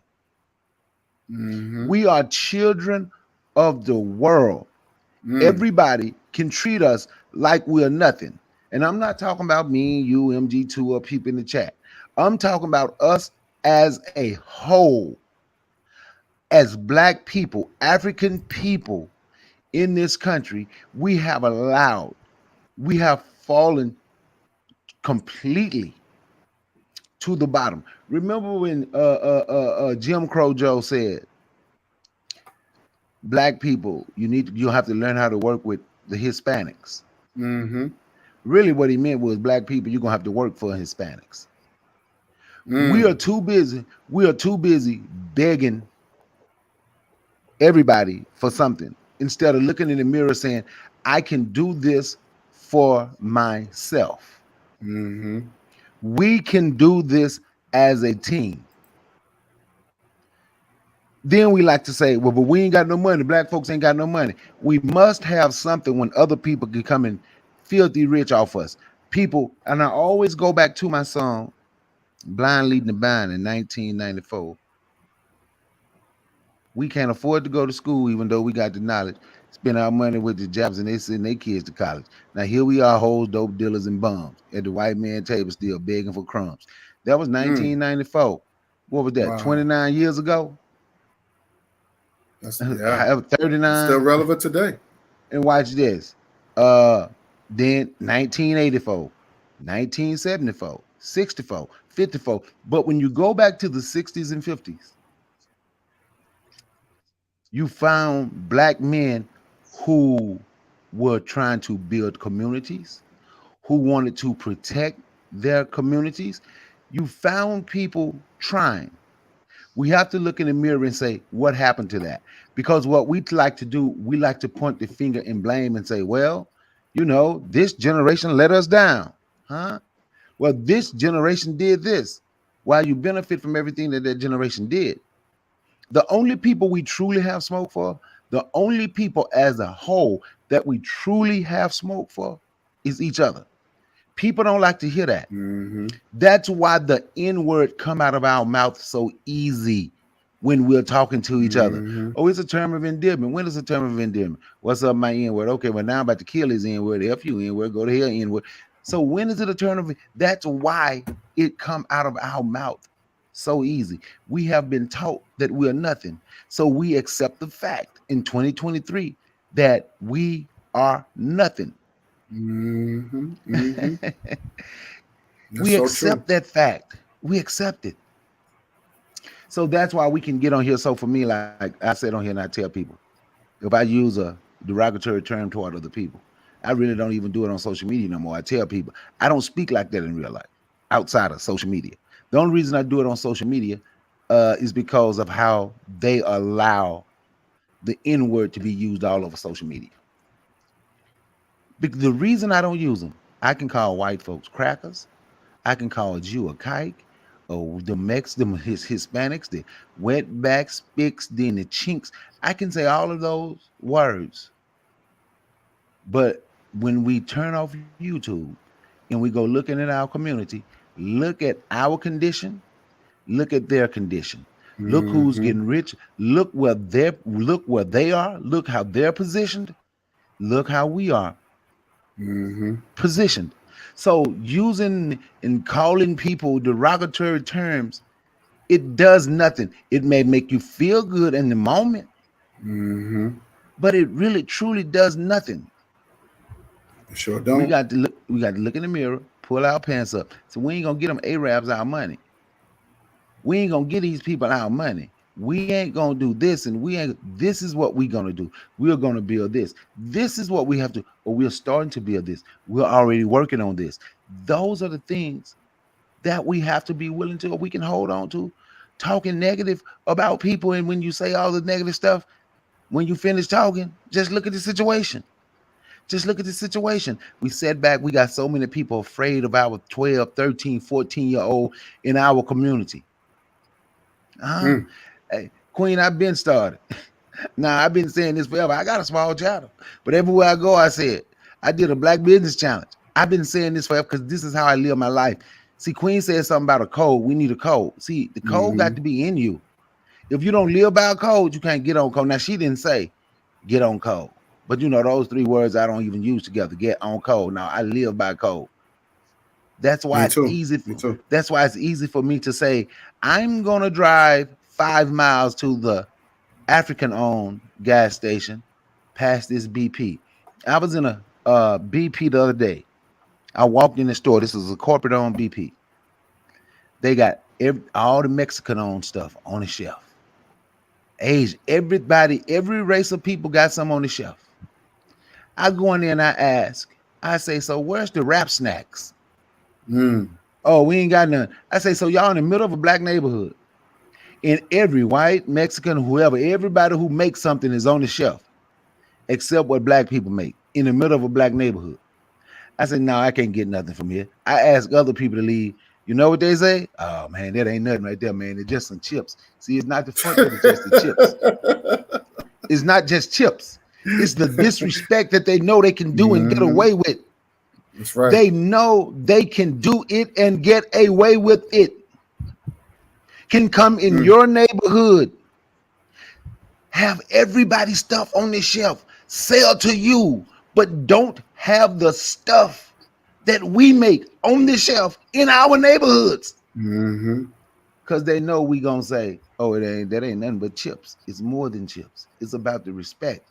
And if we don't demand respect, now that's just me. I walk away. I've been telling, man, I walk away. Anything I walk away. The protection of our women and our children. All of this goes. See that little. See, I didn't know the little girl was mulatto. Well, but we gonna stick with her being black right now, right? Mm-hmm. Even letting another man come in our neighborhood and get our women. We ain't protecting our women. Mm-mm. We ain't. I did a video on it's this happened in Kansas City. You can look this up. He would just come into the neighborhood in Kansas City, Missouri, in the black neighborhood and pick up black women and just kidnap them and keep them for 2-3 weeks, 2-3 months. A Oh couple my of them he had God. killed. And it went on for about 10, Mm. 12 years. Nobody never suspected anything. He's a white man. Oh my Nobody ever God. said nothing because we don't understand the threat. That's why I showed that picture of that white motorcycle gang out here close to where I live. And I saw black men look at them and turn their head the other way. But see, I understand what a threat is. I don't have to go over there and get violent and belligerent because it was about 15 of them and it was one me and they had way more guns and bullets at that time. But what I did do, I walked over there and I started pressuring Erica House. Said, I want to hear. So she stayed on the phone. So what I Mm. did was I started asking questions. I started pressing, and within 5 minutes, oh, we gonna go ahead and go. Okay, I got you. Good. Well, it was nice meeting y'all. We don't understand the threat. That's why that white boy was able to sit out. That's why that black dude talked to that white boy in Buffalo the night before he did the shooting. Because we don't understand the threat. We are looking for a friend. We are trying to find Mm. one of them that is friendly to us. But if Mm. we understood what a threat was, we would have got rid of that white boy that night. But Mm. we only see each other as a That's a threat. threat. Yep. Don't care how many churches they have bombed. Don't care how many doors they have kicked in. Don't care how many of our women they have raped. Don't care how many of our men they have lynched. The only people we see as a threat is us. Now I go in that neighborhood, don't nobody know me, and I'm sitting out there till at 9, 10 o'clock at night. Ain't nobody walking up trying to hold a conversation to be friendly. They looking, walking right past me. And you know I'm telling the truth. That's how we do each other. That's But true. they saw him. Let's be friendly. Because we don't understand what a threat is. Once we start understanding what a threat is, we will correct our situation. We have to understand the threat. On that, I yield the mic and I'm gonna listen offline, man. Thank you for allowing me to speak. MG2, it was good being here with you again. And peace to the chat. One love.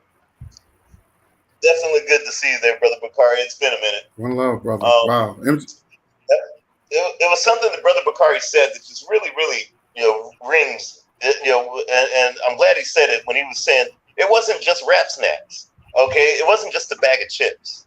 It was respect. It was also That's right. a form of suicide, not to go ahead and support your own. That's suicide. Because the thing is if you cannot feed your own and you're feeding someone else, you're the one going hungry. And by the folks thinking that, oh, that's just a bag of chips, we're going to buy the other stuff, the other folks. Well, clearly you're feeding someone else. You're feeding them that 8 hours of work that you did, and you put in that money at the JOB and the time at the JOB and that little money that you have in your pocket that goes to someone else. You have just, like, what did the song say? Put someone else into college, which means you don't go, which means it gives them more impetus to go ahead and say, well, there's no need for affirmative action because you guys ain't going anyways. It's a form of suicide that's even beyond anything that a lot of folks can even measure in terms of, and it just starts with a bag of chips. One of the things there, Brother Guy, that I see, right. Again, is what do we consume? Not only what we consume, but if we're not producing, I keep beating everybody over the head with this. Here's what I mean. We see the problem. The problem is the social engineering. The problem is not having things, owning and producing the things that we eat, or the things, the energy we need to use, especially in cold days, or even the money that's printed. We don't produce it. So clearly, if that's the case, start to make moves to where we can, to where we have no other choice. Because the thing is it's beyond, having race as something to look unto. It's pretty much it's going to be our life raft, and the only life raft we have. And if we're not looking at it as that life raft, we're going to end up like that Ocean Gate Titanic that went to the bottom of the sea. We're going to implode. And the thing is it's one of those things of, if you see something wrong that disagrees with you, a lot of their media disagrees with me. A lot of their so-called militias and these other things disagree with me. Well, I took it upon myself to go ahead and do my own. I made the plans. I put money away, and I said, this is my legacy. Is to create the things for ourselves, whether it's my screenplays, whether it's the brothers that I see working out that I'm gonna be putting guns in their hands or whatever. It's like, hey, this, I don't like what I see. I don't like what I hear. I don't like what I'm experiencing. So I'm going to go out there and change it. Even if it's just me and a few other people, it's going to be changed. And a lot of our individuals, again, is what do I consume? If I'm consuming, you could always tell a person where they put their time and their energy, their consumption. And more importantly, Brother Guy, everything that we do, if we're not thinking in the terms, I love math. And one of the things is, in terms of consumption, it's a very simple fraction. Your needs divided by your wants is who you are and where you're going to be in life. Every other race makes sure that their needs are a whole number. Africans, unfortunately, we're a fraction of ourselves. In other words, if your needs are 1 and all your wants are 365, again, you consume everything everyone wants. You don't care about buying your own. You're going to wrap snacks is just a bunch of chips or whatever. Then you're 1 over 365. That's a fraction. Whereas every other race, they know that their needs, which means they need to survive as a collective. They're not, they're not collective individualists. They're individual collectivists. They know that they need to make sure that they're competing against everyone, including Black folks. So they're going to put that 365 over 1. In other words, they're a whole number. Until we start learning simple math and starting putting our needs and putting the basis of everything we do on our needs over what we want, whether it's wanting to hang out at the club, watch sports, go online and beef on social media, or even go to movies that have swirling. If that's our wants, it's going to overdo our needs, and we're only going to be a fraction of this planet, and everyone else is going to run us over. Brother Guy, Brother Bakari, it was wonderful talking to you guys, man. I do appreciate you, Brother Guy, for letting me on. And I'm going to listen offline, brothers. Y'all take care. Thank you, MG2, man. It was good to have you. Brother Bakari, it was good to have you, too. I really love having my brothers and my sisters to come support me, man. It's like I said, I haven't been doing this for a while, and it feels good. It really feels good coming back and really showing, just showing my knowledge. Like I said, I just like to just educate my people, just to show my people to open up their third eye. So when that third eye is open, then we can get the ball rolling. But MG2, you on point. We have to start producing. The only problem I have, and I know as I see this through media, where every time we do something, white people take it and they make millions of dollars off of it. Okay, I want to show something real quick. It's funny, but it came out, and I believe in the early 90s with this white woman. She's trying to dance it to hip hop. For some reason, I can't play it. I got to play it through my phone. I hope y'all can see it. So let's check it out.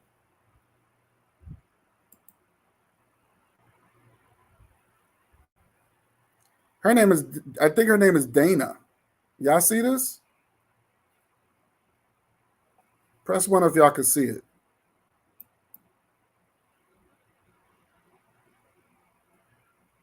Press 1 if y'all can see this, because I'm about to play it.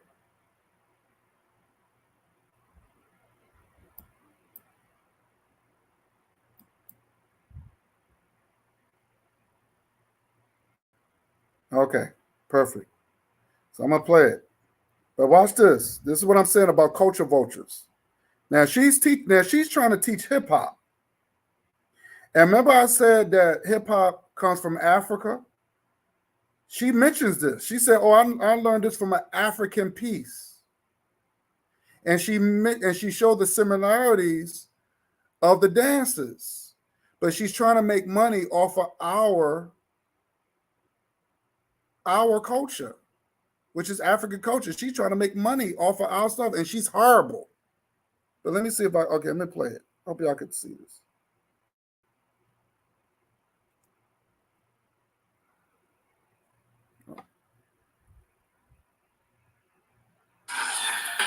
Def Jam.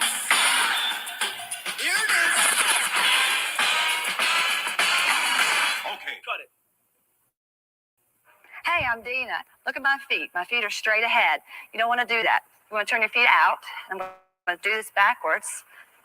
And that's what makes it look like hip hop. What this is with hip hop is everything's down low. It all is in a plie. I think the first thing that you need to know about hip hop, it's all about your posture. And growing up, my posture was really bad. My mom used to tell me all the time, stand up straight, stand up straight. Well, you know what? I was standing up straight. And hip hop is this. The more relaxed you are, that's what makes it hip hop. This is the first thing I will say to you. You want to do hip hop? You got to stand like this. In a hip hop head, we have this. Boom, bam. Every time. Or Your hands are always like this. God. Start out just hitting it. Wow.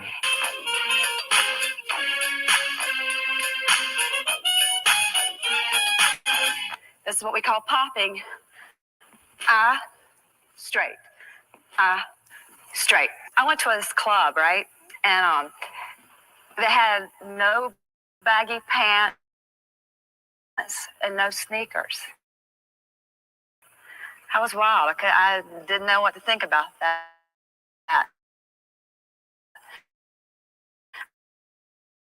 I took some of this from an African piece, but in hip hop, it's like this. What are they doing? This is me. This is how I am. This is a lifestyle. This is it. I'm into points a lot, but they're not your average points. Def Jam. People ask me all the time, What are you going to do when hip hop goes out? Hip hop is an attitude. It's right here. It's how you feel. It's a style. So it can go out. Hit.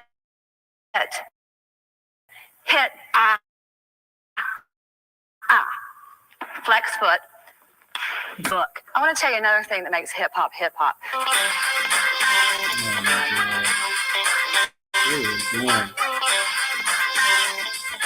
I do this at the end of class, every class.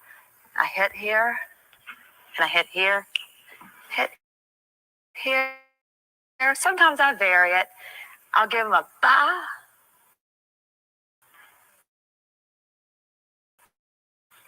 They look at me like I'm crazy, but then they know this right. Peace. What do y'all think about that? Culture vultures. You see how they take stuff and they patent it. Now, she was horrible, but this is what they've been doing. They take our stuff and they patent it. I should have took this off. I should have took this off. Hold on. You know what? Let me, because y'all probably didn't see it. I'm gonna play it again. Let me take it. I'm gonna put it on a bigger screen. I apologize, y'all. I really do apologize. I want y'all to really see this nonsense. I don't know why I put it on this little thing. I'm gonna play it again.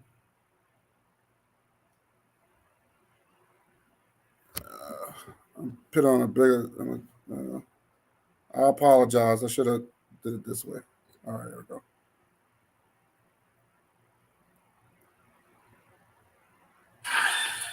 Def Jam. Here it is. Okay, cut it. Hey, I'm Dina. Look at my feet. My feet are straight ahead. You don't want to do that. You want to turn your feet out. I'm going to do this backwards. And that's what makes it look like hip hop.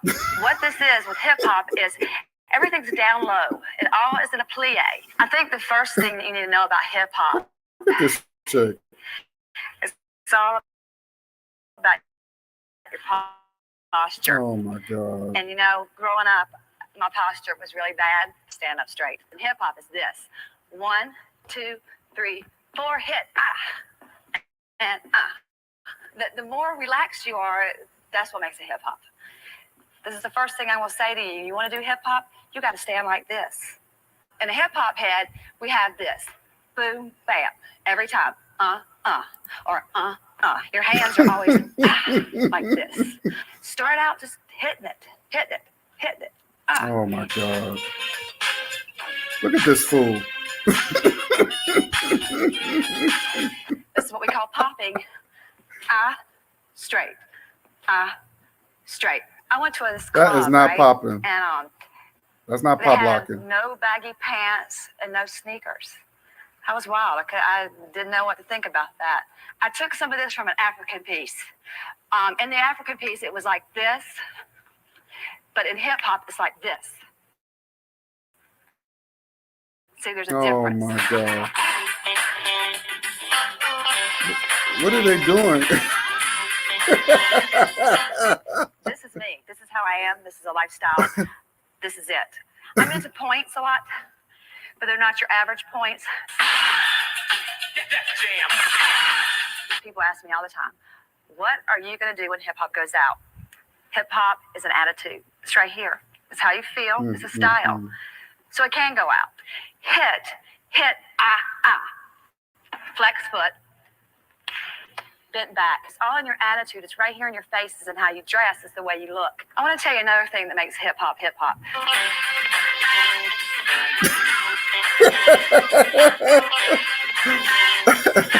I do this at the end of class, every class. I hit here, and I hit here, hit here. Sometimes I vary it. I'll give them a ba. They look at me like I'm crazy, but then they know this right here is me. Oh And my then I'll God. give them the peace. I'm out. Oh my God. That shit was terrible. That shit was terrible. But you see, they would say that she's the queen of hip hop. See, this is what I'm saying. They take our stuff, and she's totally still. That's not what she wasn't teaching. No hip hop. What the hell was that?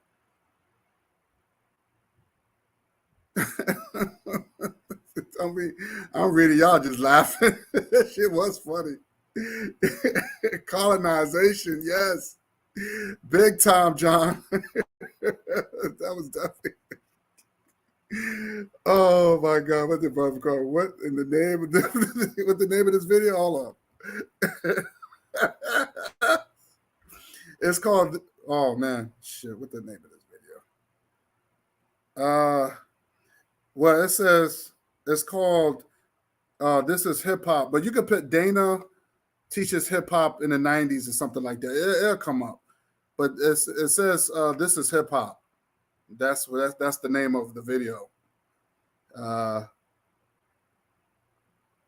So you could just put Dana teaches hip hop in the '90s. It'll come up. It'll come up.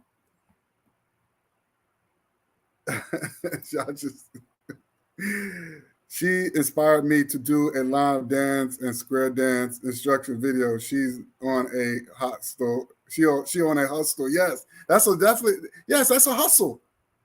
That's a hustle. And black kids were probably looking at it like, I want to do hip hop, but that's African person stop it. That shit is stupid. I mean, white folks, man, they would take our shit, fuck it up, and try to sell it back to us. They take our shit, fuck it up, and sell it back to us. Unbelievable. Unbelievable. And she said, Queen said, looks like they having a season. What the hell they was doing? I had to show you. I just would love to hear. I couldn't wait to show it and see y'all comments because I was like, I got to show this in my live. Oh my God. Queen said, she said she probably thinking Eminem is the dopest. I would say Vanilla Ice. She probably think Vanilla Ice is the dopest rapper. Remember, this is the early '90s. This is before Eminem, way before Eminem. Eminem was a shit. He was probably in his. Well, how old was Eminem in the '90s? He was probably a kid. But Vanilla Ice was definitely out. She said, "Ice, baby." Oh man.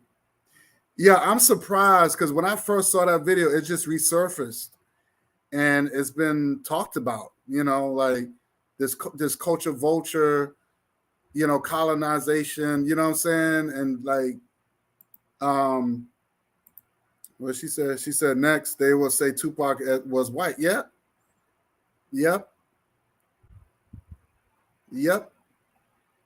This is what we up against, y'all.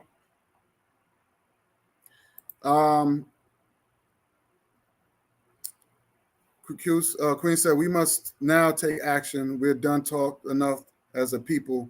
We have to start with what we got and who we have for real. Facts. Yes.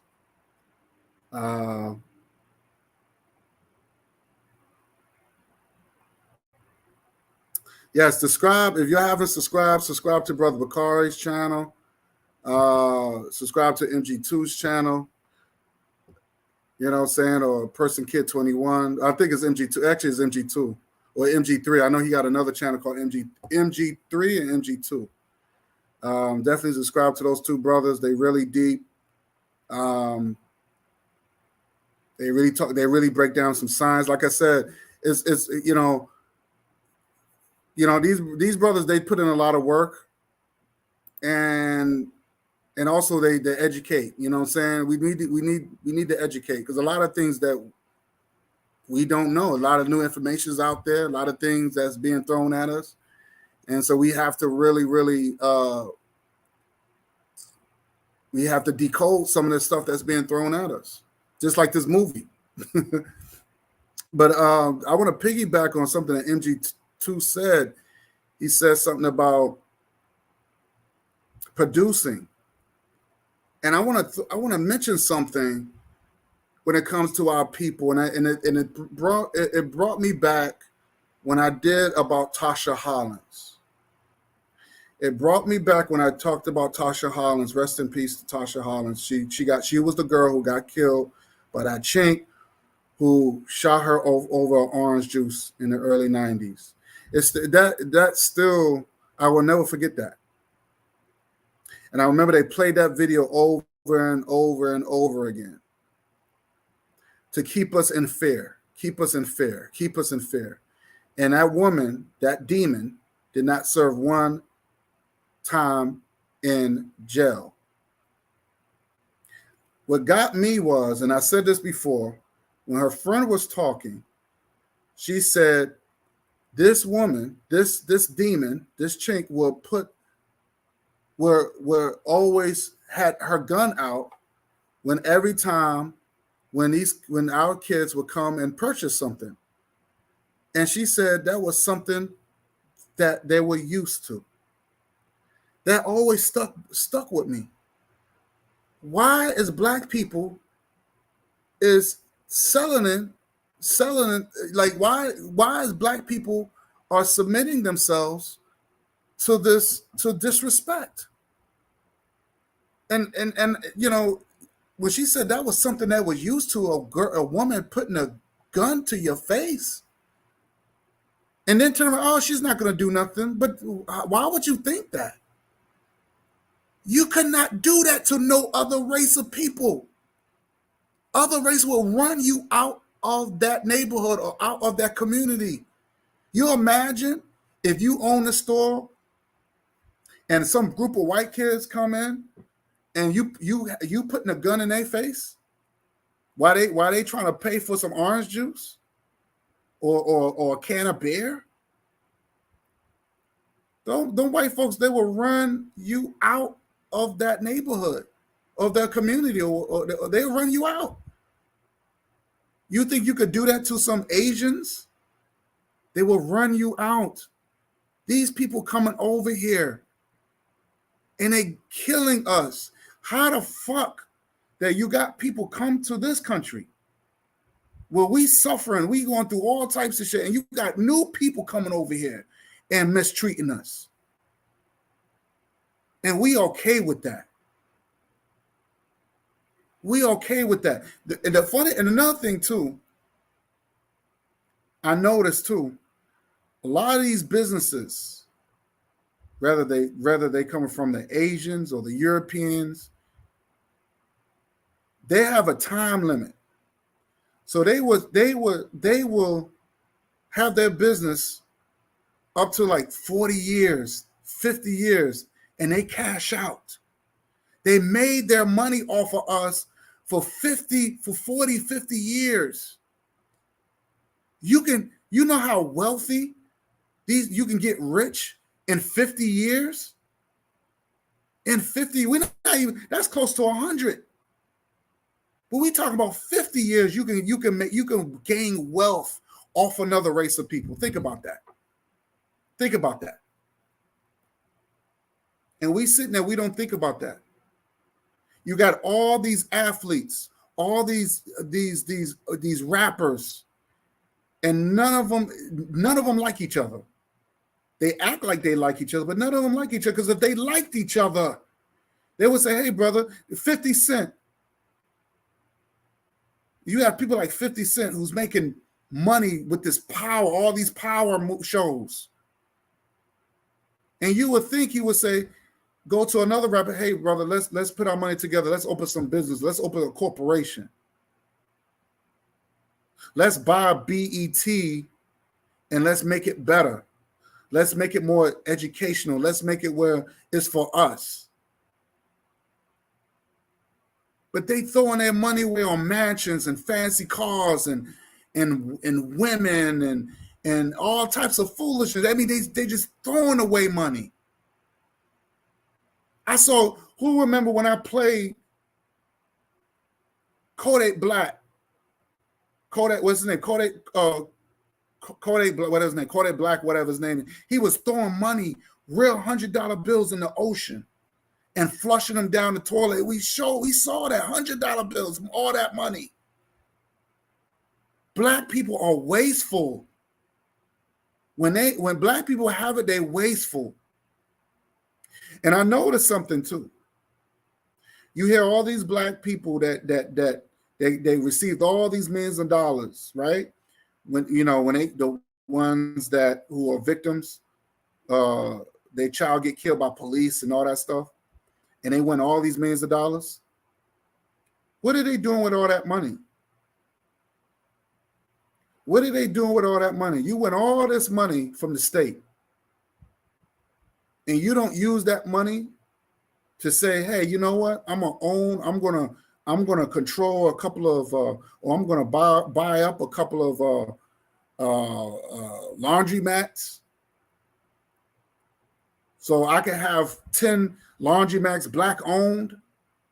I can make it where black people can invest and gain some stock into these businesses, so we all could benefit somehow. See, this is something that I've been thinking about. I said, damn, all this money being wasteful, but you got all these people, they taking their money, they invest in it. And they know us, we the biggest consumers because we trying to be like them. We buying Gucci and Louis Vuitton, all these designers that don't like us. All that racist shit that Gucci did, and our people still buying that bullshit. But we had our black designers. We had our FUBU and Fat Farm and Carl Canal. We had that, but we put expiration dates on our stuff. But we don't put expiration on Tommy Hilfiger and all these, and Nike and all that. You got black people that's making sneakers now. We don't even support them like that. Economic power is our salvation, and we got to put politics behind it because we got to protect it. That's where the political power comes in. We got to protect our resources. This is what white people do all the time. When these white people are already picked. Biden was already picked.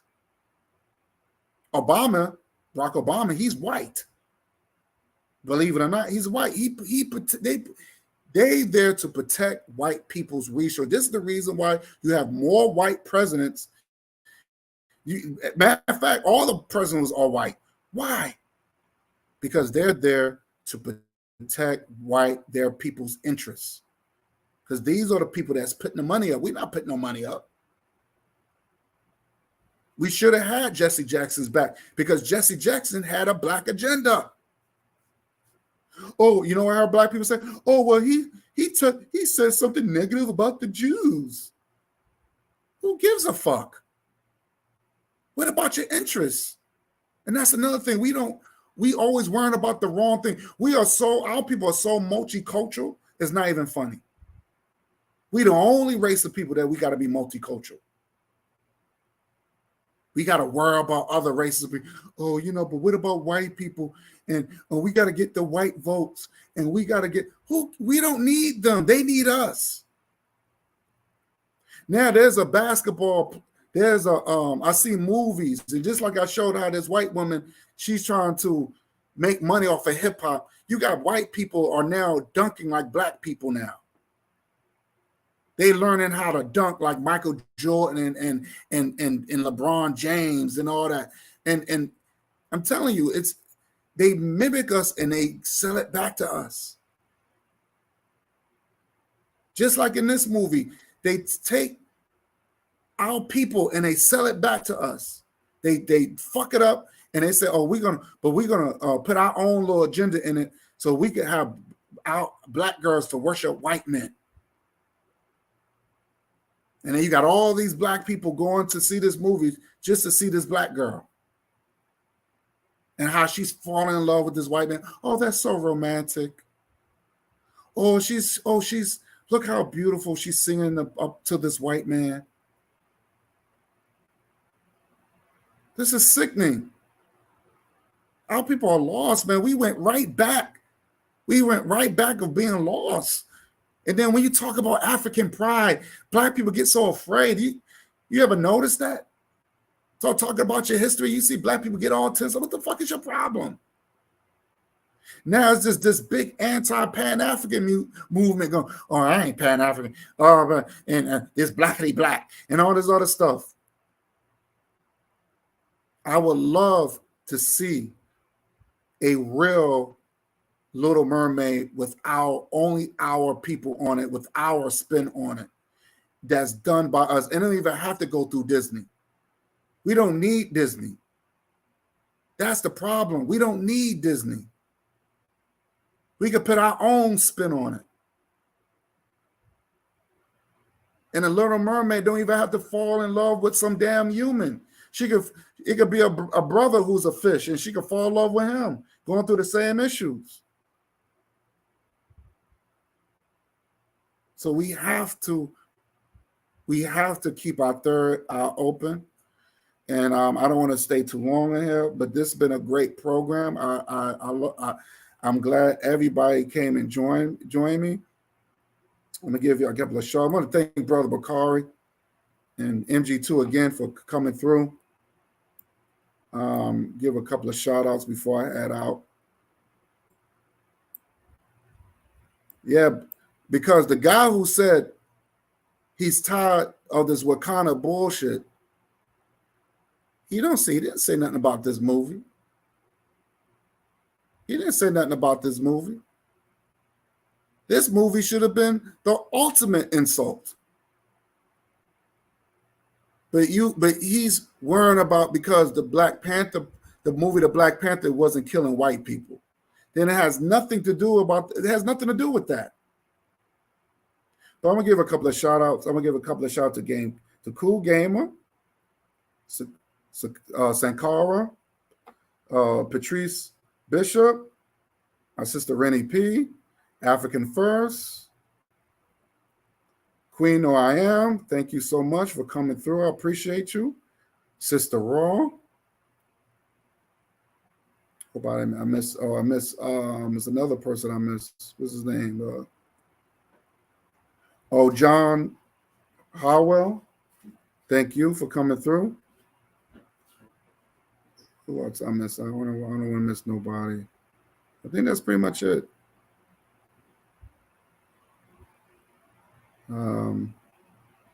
Yeah, I think that's it. Yeah, but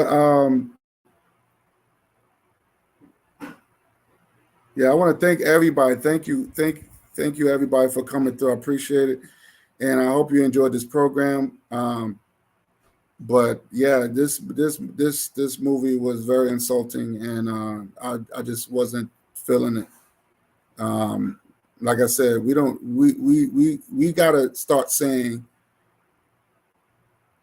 gotta start saying no. Like when we say no to drugs, remember back in the day they used to say no to drugs, say no. We're gonna have to start saying no to these movies. No, we're not gonna support that. That's insulting. It's very insulting. You know, we got to stop following this symbolism stuff because some black girl played Ariel. And you don't see the black man in it because they always do that. They always try to separate us. They separate us during slavery, and now they separating us doing media now. What's the difference? What's the difference during slavery, American slavery, when they separated us, separate our families, separate the black man from his wife, from his black wife, and vice versa. And now they're doing it through media. They're doing it through the movies now. You don't, like Brother Bakari said, you could cut on your TV. You see the black man with a non. You see the African man, whether if he's an American, whether if he's Caribbean, whether he's come from Mother Africa himself, but you're always going to see him with a non-African woman, and vice versa. Psychological engineering warfare. We got to open our third eye. This is another way, because if they can't get us physically, they're gonna get us mentally. And this is reason why you have this beef between the black man and black woman. We can't get along. And then there's always, oh, maybe, we're gonna start talking like Cynthia G. We're gonna start talking like, cause she went full coon. She went full coon. Now she's advocating black women should to venture out. What do they call it? They call it it's a word, they call it divesting or something like that.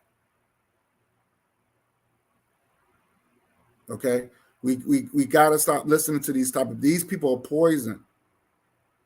These people are poison. All right, we gotta stop listening to these super coons, and we gotta stop listening to the integrationists. The integration is not for us.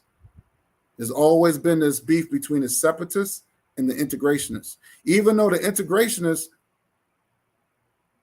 they are getting mistreated too. You see how these Karens, how these black people move into these white neighborhoods, and there's always these Karens. Oh my God, look what happened. Where this black man, he was throwing a private concert in his house on a roof, and this white woman just came into his house. And bitching, talking about he's making too much noise. She came to this man's house, broke into this man's house just to say that he's making too much noise. And he's laughing. That's not funny. But this is what they're doing. They're not afraid of us no more like that. Because you got a lot of goofy ass black people out here, and they think everything is a joke. They think everything's a joke. This is not a game. Everything is funny because they got white friends, or they got, that's just a Karen. She just met. But these people are not playing. So with that said, I'm out. I'm going to say peace and love to everybody. I want to thank everybody for coming through. And till next time, I will be doing another live this Saturday coming up. And this is going to be a funny one. Of course, this will be talking about the B-Raps. This is called the Babbling B-Raps. So I'm going to be definitely want y'all to stay in tune, because this is going to be a funny one.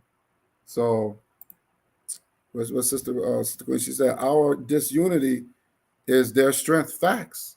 Yes. It's always been like that. If we don't unite, we don't stick together. And let me say this before I go. Sisters, stop telling the black man you don't need protection. And I'm going to tell you why I said this. Because I was on a train, and my colleague, she's a sister, and she's on a train with me. And I said, because there's a lot of crazy people in New York. A lot of crazy people in New York. So, you don't know what might pop off. And I told her, look, as long as you're with me, nobody's not going to disrespect you, and nobody's not going to attack you. And I told her that. And she said, oh, I don't need protection. I said, you do need protection. You don't say that. You do. Because if something happens to you, you claim you don't need protection. I just said, oh, well, she don't need my protection. Then you will look at me as weak. You will look at me and say, well, damn, why this black man did not protect me? So I'm not going to let her say that. I said, and she remembered what Malcolm X said. She's from St. Lucia, by the way. She's a beautiful sister from St. Lucia. And she does remember what Malcolm X said. I said, Malcolm X said. She said, yeah, I remember what he said. He said, the black woman is the least protected. So it's my job. That's my job. That's my nature. It's my nature. So we see this disrespect. We saw what happened to the black mother who got attacked by that piece of shit in the chicken spot, and how he just welled on her. I'm glad he's no longer here because his son took care of that. The 14-year-old son took care of that. I'm glad. And I'm happy that they let him out.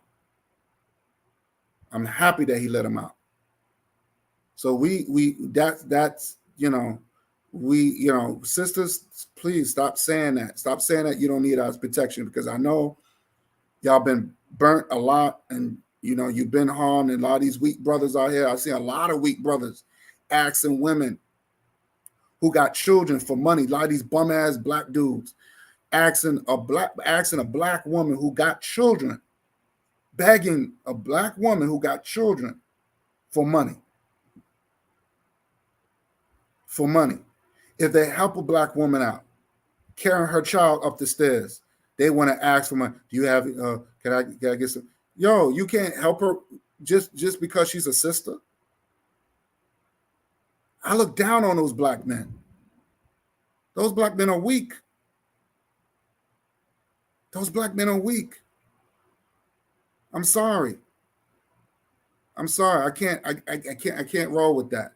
To me, it just burns me up. I can never ask a woman, a sister, who's, especially if she's a single mother, ask her for money, begging her for money, and she got children.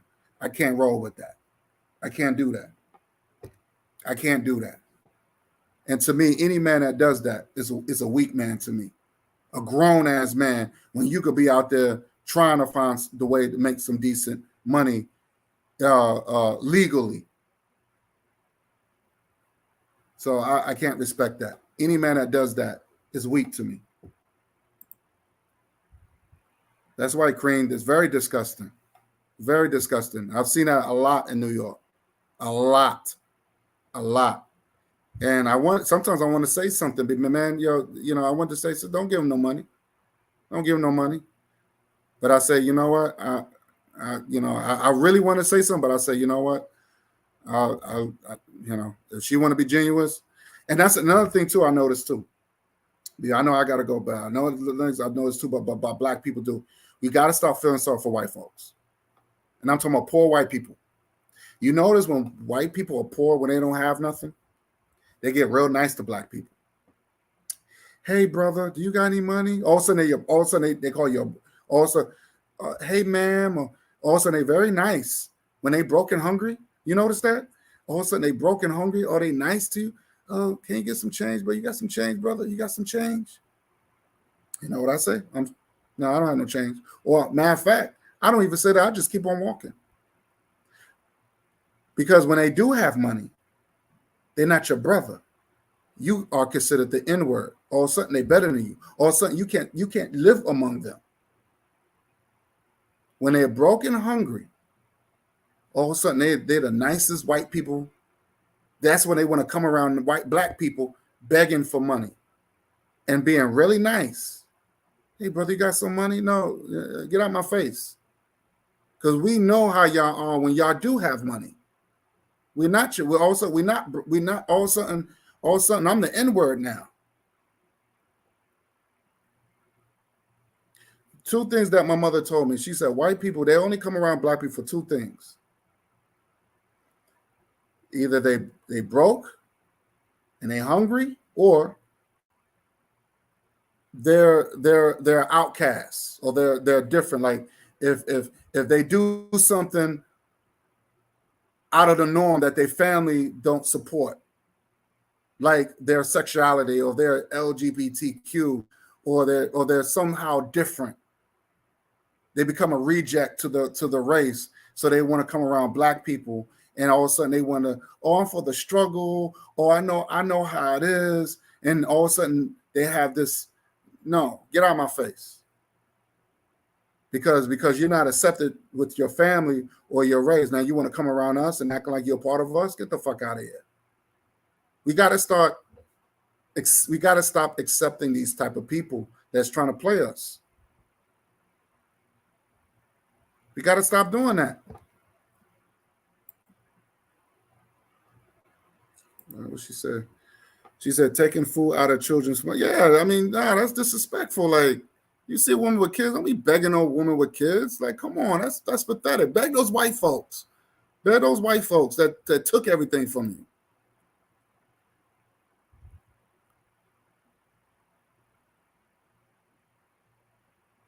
Well, it would be the same outcome if they would have been Caucasianoid.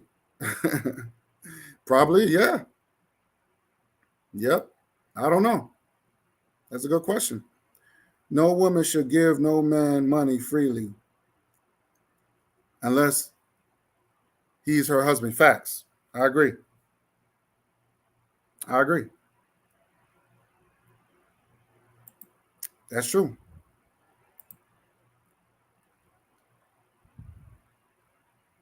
Yeah, they do. For some reason, we have a heart for these people. We have a heart for the world. I don't understand that. That's what I'm saying. We have to be a cold race of people when it comes down to our enemies. But for some reason, we be cold to each other. But when it comes down to them, I've seen black women give poor white people money. And I'm just like, why are you doing this? Because you think that's God's way, or you think that's Jesus' way, or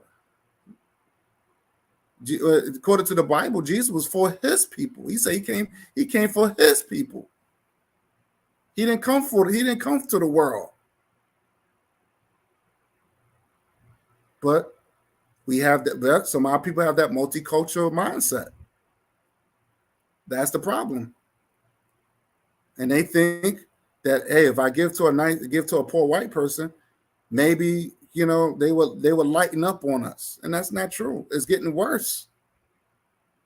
It's getting worse. Sometimes you're just gonna have to let them starve.